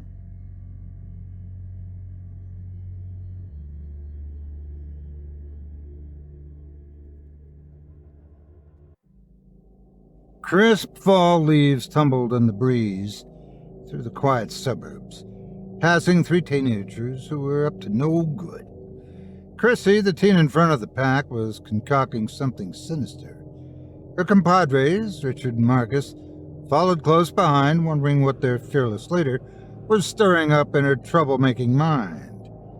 "This sucks," Chrissy said, anger coursing through her. She kicked a rock which sailed through the air and disappeared into sidelining grass. Richard and Marcus didn't reply. They allowed her to steam with rage. The 2 boys were both secretly afraid of Chrissy and would never stand up to her, especially when she was frustrated like she was now. They'd just been chased away from their spot behind the dumpster by a teacher leaving the school property a little late in the day. The teacher caught them smoking cigarettes and demanded they escort themselves off the property at once. Chrissy gave her the finger, and that's when the teacher said she was going to call the police. Chrissy, not one to fold the bluffs that easily, told her 2 friends to book it. She was chauffeured home the other day by the police after she was caught TPing the Rogers home, and didn't want to deal with her father again. Her father was a man who loved discipline. He was a soldier in Afghanistan and had come back after Chrissy's mother died in a car crash. He didn't like being back in the States. Unlike some, Chrissy's father enjoyed the thrill of combat, and being away from his responsibilities at home, well, that was a plus. But after Chrissy's mother died, he was forced to return home, and he returned with malice in his heart. Chrissy's father blamed her for a lot of things. Sometimes it was deserved, other times it wasn't. Like blaming her for his miseries was not deserved. But when he did gather up a reason to discipline her, he didn't let up. He had a special belt just for her that he liked to use when she misbehaved. She hated that damn belt. Now, Chrissy and her friends found themselves away from their spot with nothing better to do than mosey about. They had plenty of time in their hands before they had to go home. It was fall, so dusk was approaching soon, the sky darkening as the minutes ticked by. They were walking aimlessly with nothing to do. That's when they began to pass Mr. Reed's pumpkin patch. Mr. Reed was an outstanding citizen who was nice and friendly to all. You could find him tending to his pumpkin patch around this time of year. He was the cheapest with his prices when selling pumpkins. He also gave discounts to kids. Chrissy couldn't stand him or his stupid pumpkin patch. There was something about his nice demeanor that rubbed her the wrong way. She couldn't comprehend someone being nice for the sake of being nice. When someone was nice, they only wanted something in return. At least that's how Chrissy saw it. But Mr. Reed seemed to be an exception to the rule, and that infuriated her because it meant she was wrong about every nice person having a secret agenda for being nice. As Chrissy and her two friends passed Mr. Reed, who was tending this year's harvest, Chrissy locked eyes with Mr. Reed, who waved and smiled at the passing teenagers. Chrissy's two friends returned the kind gesture, but Chrissy didn't. She gave him a malevolent look that bored into the kind man. He noticed her look and gave an individual wave and smile. Realizing she was glaring, she switched up her demeanor and gave him a sardonic wave, with a tight-lipped smile that had no sincerity behind it to match. Mr. Reed went back to his pumpkins as the teens walked by. "I hate that man," Chrissy said under her breath. "Who, Mr. Reed?" Marcus asked unbelievingly. "Nobody hates Mr. Reed." "Well, I do," she seethed. That's when an idea sparked in Chrissy's mind. "Guys, I have an idea what we can do tonight," Chrissy said, still maintaining her pace, as the two boys followed closely behind, like obedient dogs. The boys didn't have anything to do tonight, since they both had reached the age where they're too old to be trick-or-treating. And no one was never too old to celebrate Halloween. Unfortunately, neither of the boys were invited to any parties, and they didn't feel like passing out candy with their parents, so they were stuck doing whatever Chrissy decided they'd do tonight. Chrissy thought for a moment before speaking. After a few seconds of gears turning in her head, she said to her two followers, "Put on some dark clothes and meet me back here." A devilish grin crept upon Chrissy's face. "Tonight we're going to have some fun after all." Chrissy went home and got dressed in the darkest clothes she could find. She wore a plain black hoodie, her darkest pair of skinny black jeans, and slipped on the steel-toe boots she'd insisted her mother buy her the previous year. She liked the gothic look the boots added to her wardrobe. She also felt powerful wearing steel-toe shoes. She didn't know exactly why, but she had an idea. She thought that maybe it was the fact that if she had to cave somebody's face in, the steel-toe boots would easily do the trick. They'd deal out more damage than her puny sneakers ever could. Once she was finished getting dressed, she ran past her lounging father, who didn't even question where she was going, as far as he was too invested in a television program to care, and she made her way out the door. When she arrived at Mr. Reed's pumpkin patch, she saw two cohorts approaching, and it looked as if they'd followed her instructions pretty well. From head to toe, they wore all black like she requested. The only issue she saw was that Richard was wearing a bright blue cap. "Richard," Chrissy said in a nonchalant voice, "what are you wearing?" "Oh, this," Richard replied, gesturing to his hat. "It's my lucky hat." "I see," Chrissy said, slightly nodding her head. She looked at Marcus and saw him shaking his head, like he couldn't believe his friend's stupidity either.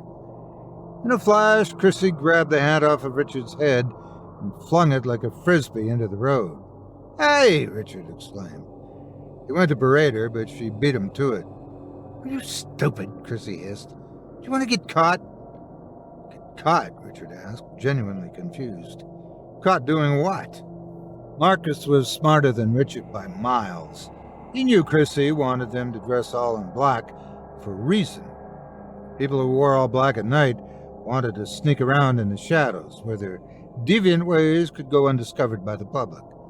So Marcus knew that Chrissy had ill intentions, but even he didn't know just what her devious mind was conjuring up. Marcus sometimes wondered how dumb his friend Richard really was. Today he was feeling dumb just for being in cahoots with him. Chrissy looked at her two longtime friends and wondered if they would chicken out when she told them her plan. She knew Marcus would most likely follow her to the depths of hell because, unbeknownst to him, she knew that he had a small crush on her. And Richard, their big, thick-skulled friend, usually just followed Marcus around like a lost puppy, so she didn't really worry about it too much. We're going to Mr. Reed's pumpkin patch, and she thought about how she was going to word it, then decided to just blurt it out. Well, let's just say that we have some pumpkins to smash. Both of her friends' eyes went wide. You two in? She asked, starting to wonder if she had them on her side. Richard looked at Marcus and said, I'm in if Marcus is in. Marcus looked unsure, and Chrissy knew she'd have to do something to sway him. Chrissy leaned into Marcus's ear and whispered, I'll kiss you on the lips if you do this for me. Marcus's face flushed, and he looked at the ground, shaking his head in disbelief. He wondered if this was for real or not. Finally, after a few seconds of thought, Marcus looked up at Chrissy and nodded his head, signaling that he was in. Good, Chrissy said, nodding her head in approval. She knew she could talk these dweebs into it. She already knew that Richard was going to go wherever Marcus went. They were tied at the hip like Mary and her little lamb, Richard being a lamb and Marcus being his keeper. Now let's hop this fence and start smashing. She went over the fence where she had an aluminum bat leaning against one of the boards. Whoa, Marcus said. What's that for? Easy, Chrissy said soothingly. It's for the pumpkins. Marcus relaxed, shoulders slowly falling, as he sighed with relief. He didn't want to harm anyone. He wouldn't be able to live with himself with somebody's blood in his hands. Chrissy looked one way down the street, then the other, then leapt over the rickety old fence. Her two friends followed suit, and in a split second, they were in Mr. Reed's pumpkin patch. They journeyed deep into the field, keeping their heads low as they crouched, walked over pumpkins and their stems. When they made it deep into the field, Chrissy looked both ways to see if there was a person within earshot of their soon-to-be vandalism. When she was confident no one was around, she looked at her two friends and devilishly grinned. You ready? Chrissy asked. Richard smiled, giddy at the chance to smash things. Marcus gulped nervously but shakily nodded his head. He wasn't too sure about this, but he'd risk anything for a kiss from his pretty friend, his crush. As Chrissy raised the aluminum bat into the air, Marcus harshly whispered for her to stop. She halted her momentum and looked at Marcus, who was ducking down and pointing towards something on the horizon. A dark silhouette stood menacingly at the hilltop, glaring down at them with evil intent. Chrissy's bravado faltered for a moment. She was worried that Mr. Reed had caught them. She was already trying to conjure up a lie that would get her out of this, even if it meant throwing her two friends under the bus. Marcus gulped as he looked toward the man standing on the hilltop. He, too, was wondering how Chrissy was going to talk her way out of this jam.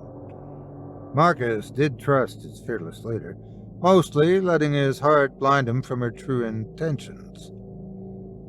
She wouldn't even think twice when it came to ditching him at the first sign of trouble, but Marcus believed he would do anything for her, even if it meant taking a bullet for the girl. He truly thought it was in love.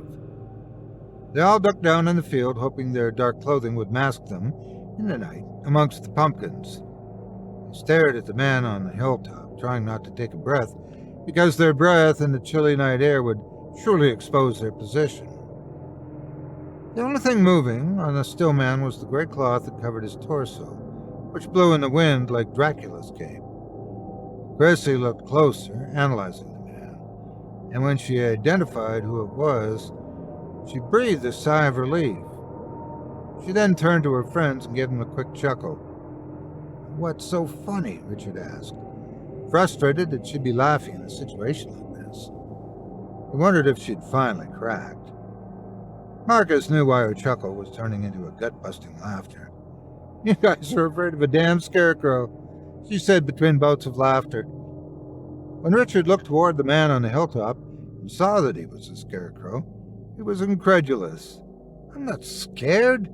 I was just... This made Chrissy and Marcus guffaw. When their laughter subsided, Chrissy wiped tears from her eyes and lifted the bat to her side. "Okay, who's ready to smash some pumpkins?" Richard raised his hand and bounced in place, pleading that he be the first to smash a pumpkin. But Marcus interrupted his begging and insisted, "Ladies first." Chrissy smiled. In a certain light, Marcus wasn't a bad-looking kid. Chrissy could see them together one day as a couple. But for now, she liked the idea of keeping him at bay, allowing him to be her friend for now. She liked seeing him blush and struggle with his words when he was around her and would hate for that to come to an end. So she would keep the worm on the hook, dangling the bait over the pond where the fish eagerly awaited what it desired to drop into its mouth. Chrissy nodded to the two boys and raised the aluminum bat overhead, ready to bring it down with a crashing blow. When the bat reached the highest point, she did just that. She brought it down with so much force that upon impact, the pumpkin, which was slightly rotted, exploded into 1,000 pieces. As she lifted the bat up to strike the pumpkin's nearest neighbor, the bat flung bits and pieces of pumpkin guts at Richard, who made a face as he slunk back and away from the splash zone. "Gross!" Richard yelled as Chrissy struck the next pumpkin. This pumpkin didn't explode like the first one did, it being a bigger and brighter orange gourd. The top part split open, almost splitting in half, but it held strong. Chrissy lifted the bat up once more and swung it down with all her remaining strength, thinking about that teacher and her father at the same time. With hate behind her swing, the pumpkin burst open, revealing pumpkin guts galore. Breathing heavily, Chrissy took her time to catch her breath. Richard was begging for a turn with the bat, and Chrissy held it out to him. He took the bat and immediately started swinging at the pumpkins. With his strength, the pumpkins were reduced to nothing more than mush. While Richard was going at the pumpkins, not paying attention to his surroundings, Marcus went over to Chrissy, who seemed to be still out of breath. "So," Marcus said nervously, "about that kiss." Chrissy looked at him, still breathing in big helpings of oxygen. Her look said, "Really? Now?" which made Marcus reconsider his words. "I mean, you don't have to if you don't want to. I know you didn't mean it, and," he said, but was caught off guard when she leaned towards him and pecked him on the cheek. Marcus flushed, held his hand against his cheek, and grinned stupidly. "Don't let that get to your big head," Chrissy said. Marcus, rubbing his cheek as if to rub in the kiss so it would remain on him forever, said, "I'm never washing my face again." Chrissy giggled, and Marcus continued to blush. Marcus didn't care if they were vandalizing at that particular moment. He was mesmerized by the kiss, not wanting to move. Then a scream pierced their ears, causing them to quickly turn towards Richard. Richard looked back towards them, face ghostly white, and eyes filled with fear. "What the fuck was that?" Richard went to say, when all of a sudden, he was lifted a few dozen feet into the night sky. Now Richard was screaming. He screamed obscenities, cried to be put down, screamed for his friends to help him, and finally screamed in agony as the thing behind him, lifting him into the air, stared down at Chrissy and Marcus. It was that scarecrow, the one at the top of the hill. It seemingly stood over 8 feet tall, possibly even taller than that. It was hard to tell from their vantage point, but the scarecrow was much taller than they originally thought. From a distance, it was nothing more than a mere silhouette, but under the pale moonlight, its features could be seen up close, and it was horrifying. The thing wasn't a scarecrow at all, at least not in the way of looks. Its head was that of a jack-o'-lantern with orange teeth, its carved face glowing red. It glared down at Chrissy and Marcus. Its torso was a rib cage, with its inner workings being pumpkin guts that pulsated like a beating heart. The jack-o'-lantern creature was lanky, and its arms and legs were long and scrawny. It didn't look like it had a lot of brawn, yet it lifted Richard, who was a big 250-pound kid, into the air like he was weightless. The vine slithered up from the jack-o'-lantern creature and made its way around Richard's throat. Richard began to struggle, violently kicking and punching the air, as the creature let go and allowed the vine to continue its strangulation. Richard hung in the air as if hanging from a noose attached to the top of a lamppost. The vine around his neck strengthened its grip, tightening and tightening until the boy's neck couldn't handle it anymore. An audible crunching sound filled the autumn air as Richard's body fell limp in the air, dangling lifelessly while swaying from prior attempts to escape. Chrissy and Marcus just stood there, helplessly watching their friend suffocate to death. They were just kids, not knowing what to do in a situation like this. Never, while watching horror movies, did they see themselves in a predicament such as this, so they couldn't fathom what their next move should be, though it was clear as day that their next move should be running like hell. Chrissy, her bravado still lingering in her system, didn't quite identify that she was in trouble yet. She was scared shitless, but with the aluminum bat in hand, she felt like she could beat this scrawny monster to death. Marcus, on the other hand, was wanting to run like hell, but it didn't matter how many times he pulled on Chrissy's hoodie. She wouldn't budge. Chrissy stepped up to the jack-o'-lantern creature and got into a quick batting stance. She was up at bat and planning to hit a home run. She swung at the lanky Halloween monstrosity's legs, where a kneecap should have been. A loud snap filled their ears as the jack-o'-lantern man buckled and went down to grab its leg. As it bent downward, Chrissy swung the bat at the poor excuse for a Halloween decoration pumpkin's head. When the bat collided with the pumpkin man's head, Chrissy felt a tinge of pain as the shock of the hit slithered up her arms. The reverb from the hit caused Chrissy to falter a bit. She staggered back, not having anticipated the creature's head would be like concrete. She was stunned. Marcus saw it all go down and yet was frozen in place, not able to make a move to help. A few options ran through his mind as he struggled to decide what to do. Marcus's choices were simple. Help battle the pumpkin-headed creature, or run like hell and hope to God Chrissy followed close behind. He wanted to choose the latter so badly, but he didn't want to start running and learn the thing's long legs came with speed. So really there was only one option, and it was to help Chrissy fight the creature. Chrissy was paralyzed and not thinking clearly. She saw the dent in the jack-o'-lantern man's head, but why it didn't explode like a normal pumpkin and kill the son of a bitch was beyond her. She honestly thought she had him, but now she was unsure, which she knew could lead to her demise. The vine sprang from the creature as it roared at Chrissy. The vine was almost to her, but Marcus leapt in front of her, bat in hand, and swung. The aluminum bat hit the vine, causing the creature to let out a whining noise, as if hurt. The creature got up into a standing position and bolted toward the kids, arms reaching out to grab them. Marcus, though scared, conjured up some bravery in front of Chrissy. Somewhere in the back of his mind he hoped he was scoring points with her as he defended her life. When the jack-o'-lantern man was almost within arm's reach, Marcus quickly got into batting position and swung with all his might. A clapping noise occurred then. Marcus had swung with his eyes closed, and when he opened them and tried to pull the bat away, He realized instantly how screwed he was. The beast of the pumpkin patch had caught the bat in midair. Steam began to rise out of the creature's mouth as the pumpkin guts in its ribcage pulsated with anticipation. Marcus looked to where Chrissy was. She was no longer by his side. He looked briefly behind for her before realizing she was gone. When he looked back at the monster, he saw that it was no longer giving him any attention, but was seeking out Chrissy's path as she ran toward the fence. The jack-o'-lantern creature hissed and drew its attention back toward the screaming kid before it. "Hey, Gordy!" Marcus yelled at the creature. "Your fight's with me!"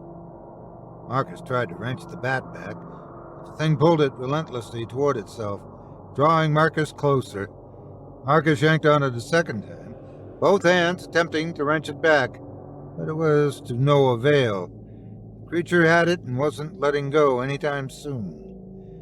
Marcus was just about to book it, letting the bat go and turning to run for the fence as well, when the thing grabbed him. The jack-o'-lantern creature had a good hold of his ankle.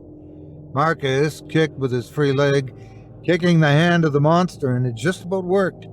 It screamed out in pain, letting go for a second. Marcus took a second to try and get up into running position, but a thick vine wrapped around his ankle, causing him to fall back to the ground, where he landed on a pumpkin that smashed from underneath him. The wind was knocked out of Marcus, and all he could do was attempt to gasp for air, but his lungs couldn't get a plentiful amount of oxygen. The jack-o'-lantern creature saw that the pumpkin underneath Marcus had been squashed, and it shrieked with what seemed like grief mixed with hatred. The inside of its carved face was oddly glowing blue. When the burning sensation in his chest ended, and he was able to breathe in raspy breaths, he turned to look at the monster behind him and was shocked to see it holding its head, glaring at his shirt as if in agony. Marcus looked down and saw the pumpkin insides covering him. Something clicked in his mind. It couldn't stand it when pumpkins were smashed. Marcus didn't know why this was or how he'd be able to use it to his advantage, but he had a way of making the pumpkin beast feel pain, and by God, was he going to make the thing wish it was never born. The creature's hands were still on its head, shrieking with grief as it looked down at Marcus. Marcus noticed that the bat was lying on the ground beside the monster, and he went for it. The monster was too busy grieving over the lost pumpkin to realize what was happening. Marcus slid like a runner, stealing second base, and grabbed for the bat. The creature was caught off guard. By the time it realized what was going on, it was far too late. The boy jumped to his feet and swung the bat, which connected with the creature's skin. The jack-o'-lantern creature doubled over, and by doing so, left itself exposed for another hit. Remembering the reaction Chrissy had when striking the creature in the head, he decided to redirect his next swing. Instead of aiming for the head, he landed a devastating blow to the monstrosity's ribcage. A loud crack reverberated through the air as the pumpkin patch monster fell onto its back, reeling in pain. The creature was hugging itself, trying to protect its inside, but fragile arms would be no match for Marcus's strikes. Marcus lifted the bat up in the air and prepared for another devastating blow. The creature's face turned from an evil carved face to one of fright. Marcus hesitated for a second, but then shook away the thought of sparing the creature. The bastard killed Richard, Marcus thought.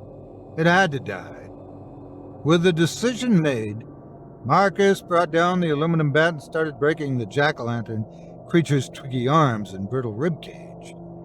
Pumpkin guts flew into the air and scattered around the brutal beating, even splattering Marcus's face. But Marcus was undeterred. Marcus finally halted to take in a lungful of air. He looked down at the creature and saw his doing. When he was beating the thing to a pulp, he was seeing only red. Now he saw the creature in a new light. It looked fragile and was completely battered. It wouldn't be getting up and hurting anyone else, ever again. That's when he heard a scream over his shoulder. A scream that carried with it his name. It was Chrissy, crying out for his help. He didn't understand, though. Didn't he already kill the threat? Was the day not saved? Wasn't this hell over and done with? Finished? He slowly turned and immediately wished for the bliss of ignorance. He wished he didn't see what he saw then, but his eyes weren't deceiving him. It was real. What was now standing before Marcus was what seemed to be too many jack-o'-lantern creatures to count. He tried to make an estimate, maybe 30, 40 possibly, but the number was unknown. In front of the pack was a jack-o'-lantern creature that was taller than the one he just took down. In fact, most of the jack-o'-lantern creatures were taller than the one he took down. This specific creature's embrace was Chrissy, whose eyes were watering, tear tracks running down her face. She was scared out of her mind. It looked like Chrissy didn't escape after all. The gaunt, gourd-headed creatures looked down at the mess of their companion and then looked up to meet Marcus's eyes. They were royally mad, and they had their sights on Marcus. Marcus dropped the bat and just stared in utter despair at the situation unfolding in front of him. He stood a chance against the much smaller of the creatures, but against an army of taller and possibly stronger creatures? He went to plead for his life in Chrissy's, but the jack-o'-lantern creatures approached him slowly, their intent obvious by their carved facial features. The inside of the carved pumpkin head faces illuminated with bright reds and oranges. Some of the creatures' carved faces were glowing with the color blue, and their faces seemed to be the faces of anguish as they looked down at their fallen companion. When the creatures were feet away, Marcus shielded himself with his arms, which also worked to block his vision from the frightful things. There was no hiding from what these creatures were going to do to him. When they collapsed on him, they made him feel every bit of torment. His bones twisted and snapped until his body was all bent out of shape. Marcus felt them tear his limbs free from his body, causing spurts of blood to cover the orange pumpkins that surrounded him. Every bit of torture that he endured was also done to his crush, Chrissy, who cried out in pain with Marcus. But their pleas for help fell on deaf ears. Mr. Reed was at his farmhouse, preparing a big bowl of candy for the trick-or-treaters who would show up the next day. He loved this time of year. It was a special time for him. He waited all year for this moment. He enjoyed almost everything about the holiday. He sold so many pumpkins this time of year, and he also enjoyed taking the kiddies on hayrides. He loved seeing the cute trick-or-treaters in their get-ups, going door to door asking for treats. He loved being a part of the celebration and loved his little town so much. Yes, he loved almost everything about Halloween. Mr. Reed had been a lonely man for quite some time now. His wife passed away young, around the time they were thinking about having children. He was too attached to her to get back in the saddle and find another love. He just couldn't imagine himself with someone other than his sweet Eleanor. A knock on the door startled Mr. Reed, almost causing him to drop the large bowl of candy. He hoped it wasn't some troublemaker, here to disturb his peace and quiet. These troublemakers will be the end of me, he thought. When he opened the door, he saw nobody in sight. His first assumption was a ding-dong ditcher, but they would have a long path to run, since his house was in the middle of his field, far out from the road, so he highly doubted that if this was the case. But he also wouldn't put it past one of these teenagers. The second guess was far darker, and he hoped it wasn't the latter, because if it was, that meant he had some digging to do. He begrudgingly looked down at the welcome mat on his porch, and to his dismay, he would have some digging to do tonight. On his welcome mat were the heads of 3 teenagers he knew were going to cause him some trouble this Halloween. He was hoping they would do typical delinquent things, such as TP his house or egg it. It was much easier than having to dig holes in his pumpkin patch and bury bodies. Mr. Reed set the bowl of candy down on the small table he had next to his door and went to go grab his shovel. He did love everything about Halloween. Well, almost everything.